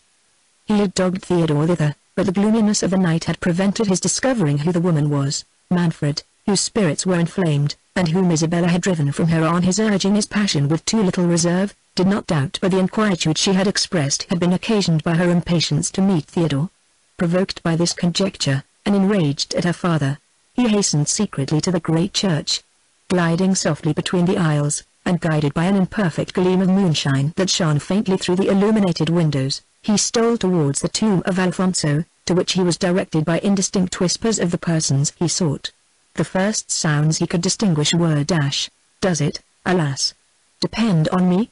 Manfred will never permit our union. No, this shall prevent it," cried the tyrant, drawing his dagger, and plunging it over her shoulder into the bosom of the person that spoke. "Ah, me, I am slain," cried Matilda, sinking. "Good heaven, receive my soul, savage, inhuman monster, what hast thou done?" cried Theodore, rushing on him, and wrenching his dagger from him. "Stop, stop thy impious hand," cried Matilda. "It is my father." Manfred, waking as from a trance, beat his breast, twisted his hands in his locks, and endeavored to recover his dagger from Theodore to dispatch himself. Theodore, scarce less distracted, and only mastering the transports of his grief to assist Matilda, had now by his cries drawn some of the monks to his aid. While part of them endeavored, in concert with the afflicted Theodore, to stop the blood of the dying princess, the rest prevented Manfred from laying violent hands on himself. Matilda, resigning herself patiently to her fate, acknowledged with looks of grateful love the zeal of Theodore. Yet oft as her faintness would permit her speech its way, she begged the assistants to comfort her father. Jerome, by this time, had learned the fatal news, and reached the church. His looks seemed to reproach Theodore, but turning to Manfred, he said, "Now, tyrant, behold the completion of woe fulfilled on thy impious and devoted head. The blood of Alfonso cried to heaven for vengeance, and heaven has permitted its altar to be polluted by assassination, that thou mightest shed thy own blood, at the foot of that prince's sepulchre. Cruel man!" cried Matilda, to aggravate the woes of a parent. "May heaven bless my father, and forgive him as I do." "My lord, my gracious sire, dost thou forgive thy child?" "Indeed, I came not hither to meet Theodore. I found him praying at this tomb. Whither my mother sent me to intercede for thee, for her, dearest father. Bless your child, and say you forgive her, forgive thee. Murderous monster! Cried Manfred. Can assassins forgive? I took thee for Isabella, but heaven directed my bloody hand to the heart of my child. Oh, Matilda, I can not utter it. Canst thou forgive the blindness of my rage? I can, I do, and may heaven confirm it, said Matilda, but while I have life to ask it, oh, my mother, what will she feel? Will you comfort her, my lord? Will you not put her away? Indeed she loves you. Oh, I am faint. Bear me to the castle. Can I live to have her close my eyes? Theodore and the monks besought her earnestly to suffer herself to be borne into the convent, but her instances were so pressing to be carried to the castle, that placing her on a litter, they conveyed her thither as she requested. Theodore, supporting her head with his arm, and hanging over her in an agony of despairing love, still endeavored to inspire her with hopes of life. Jerome, on the other side, comforted her with discourses of heaven, and holding a crucifix before her, which she bathed with innocent tears, prepared her for her passage to immortality. Manfred, plunged in the deepest affliction, followed the litter in despair. Ere they reached the castle, Hippolyta, informed of the dreadful catastrophe, had flown to meet her murdered child, but when she saw the afflicted procession, the mightiness of her grief deprived her of her senses, and she fell lifeless to the earth in a swoon. Isabella and Frederick, who attended her, were overwhelmed in almost equal sorrow. Matilda alone seemed insensible to her own situation. Every thought was lost in tenderness for her mother. Ordering the litter to stop, as soon as Hippolyta was brought to herself, she asked for her father. He approached, unable to speak. Matilda, seizing his hand and her mother's, locked them in her own, and then clasped them to her heart. Manfred could not support this act of pathetic piety. He dashed himself on the ground, and cursed the day he was born. Isabella, apprehensive that these struggles of passion were more than Matilda could support, took upon herself to order Manfred to be borne to his apartment, whilst she caused Matilda to be conveyed to the nearest chamber.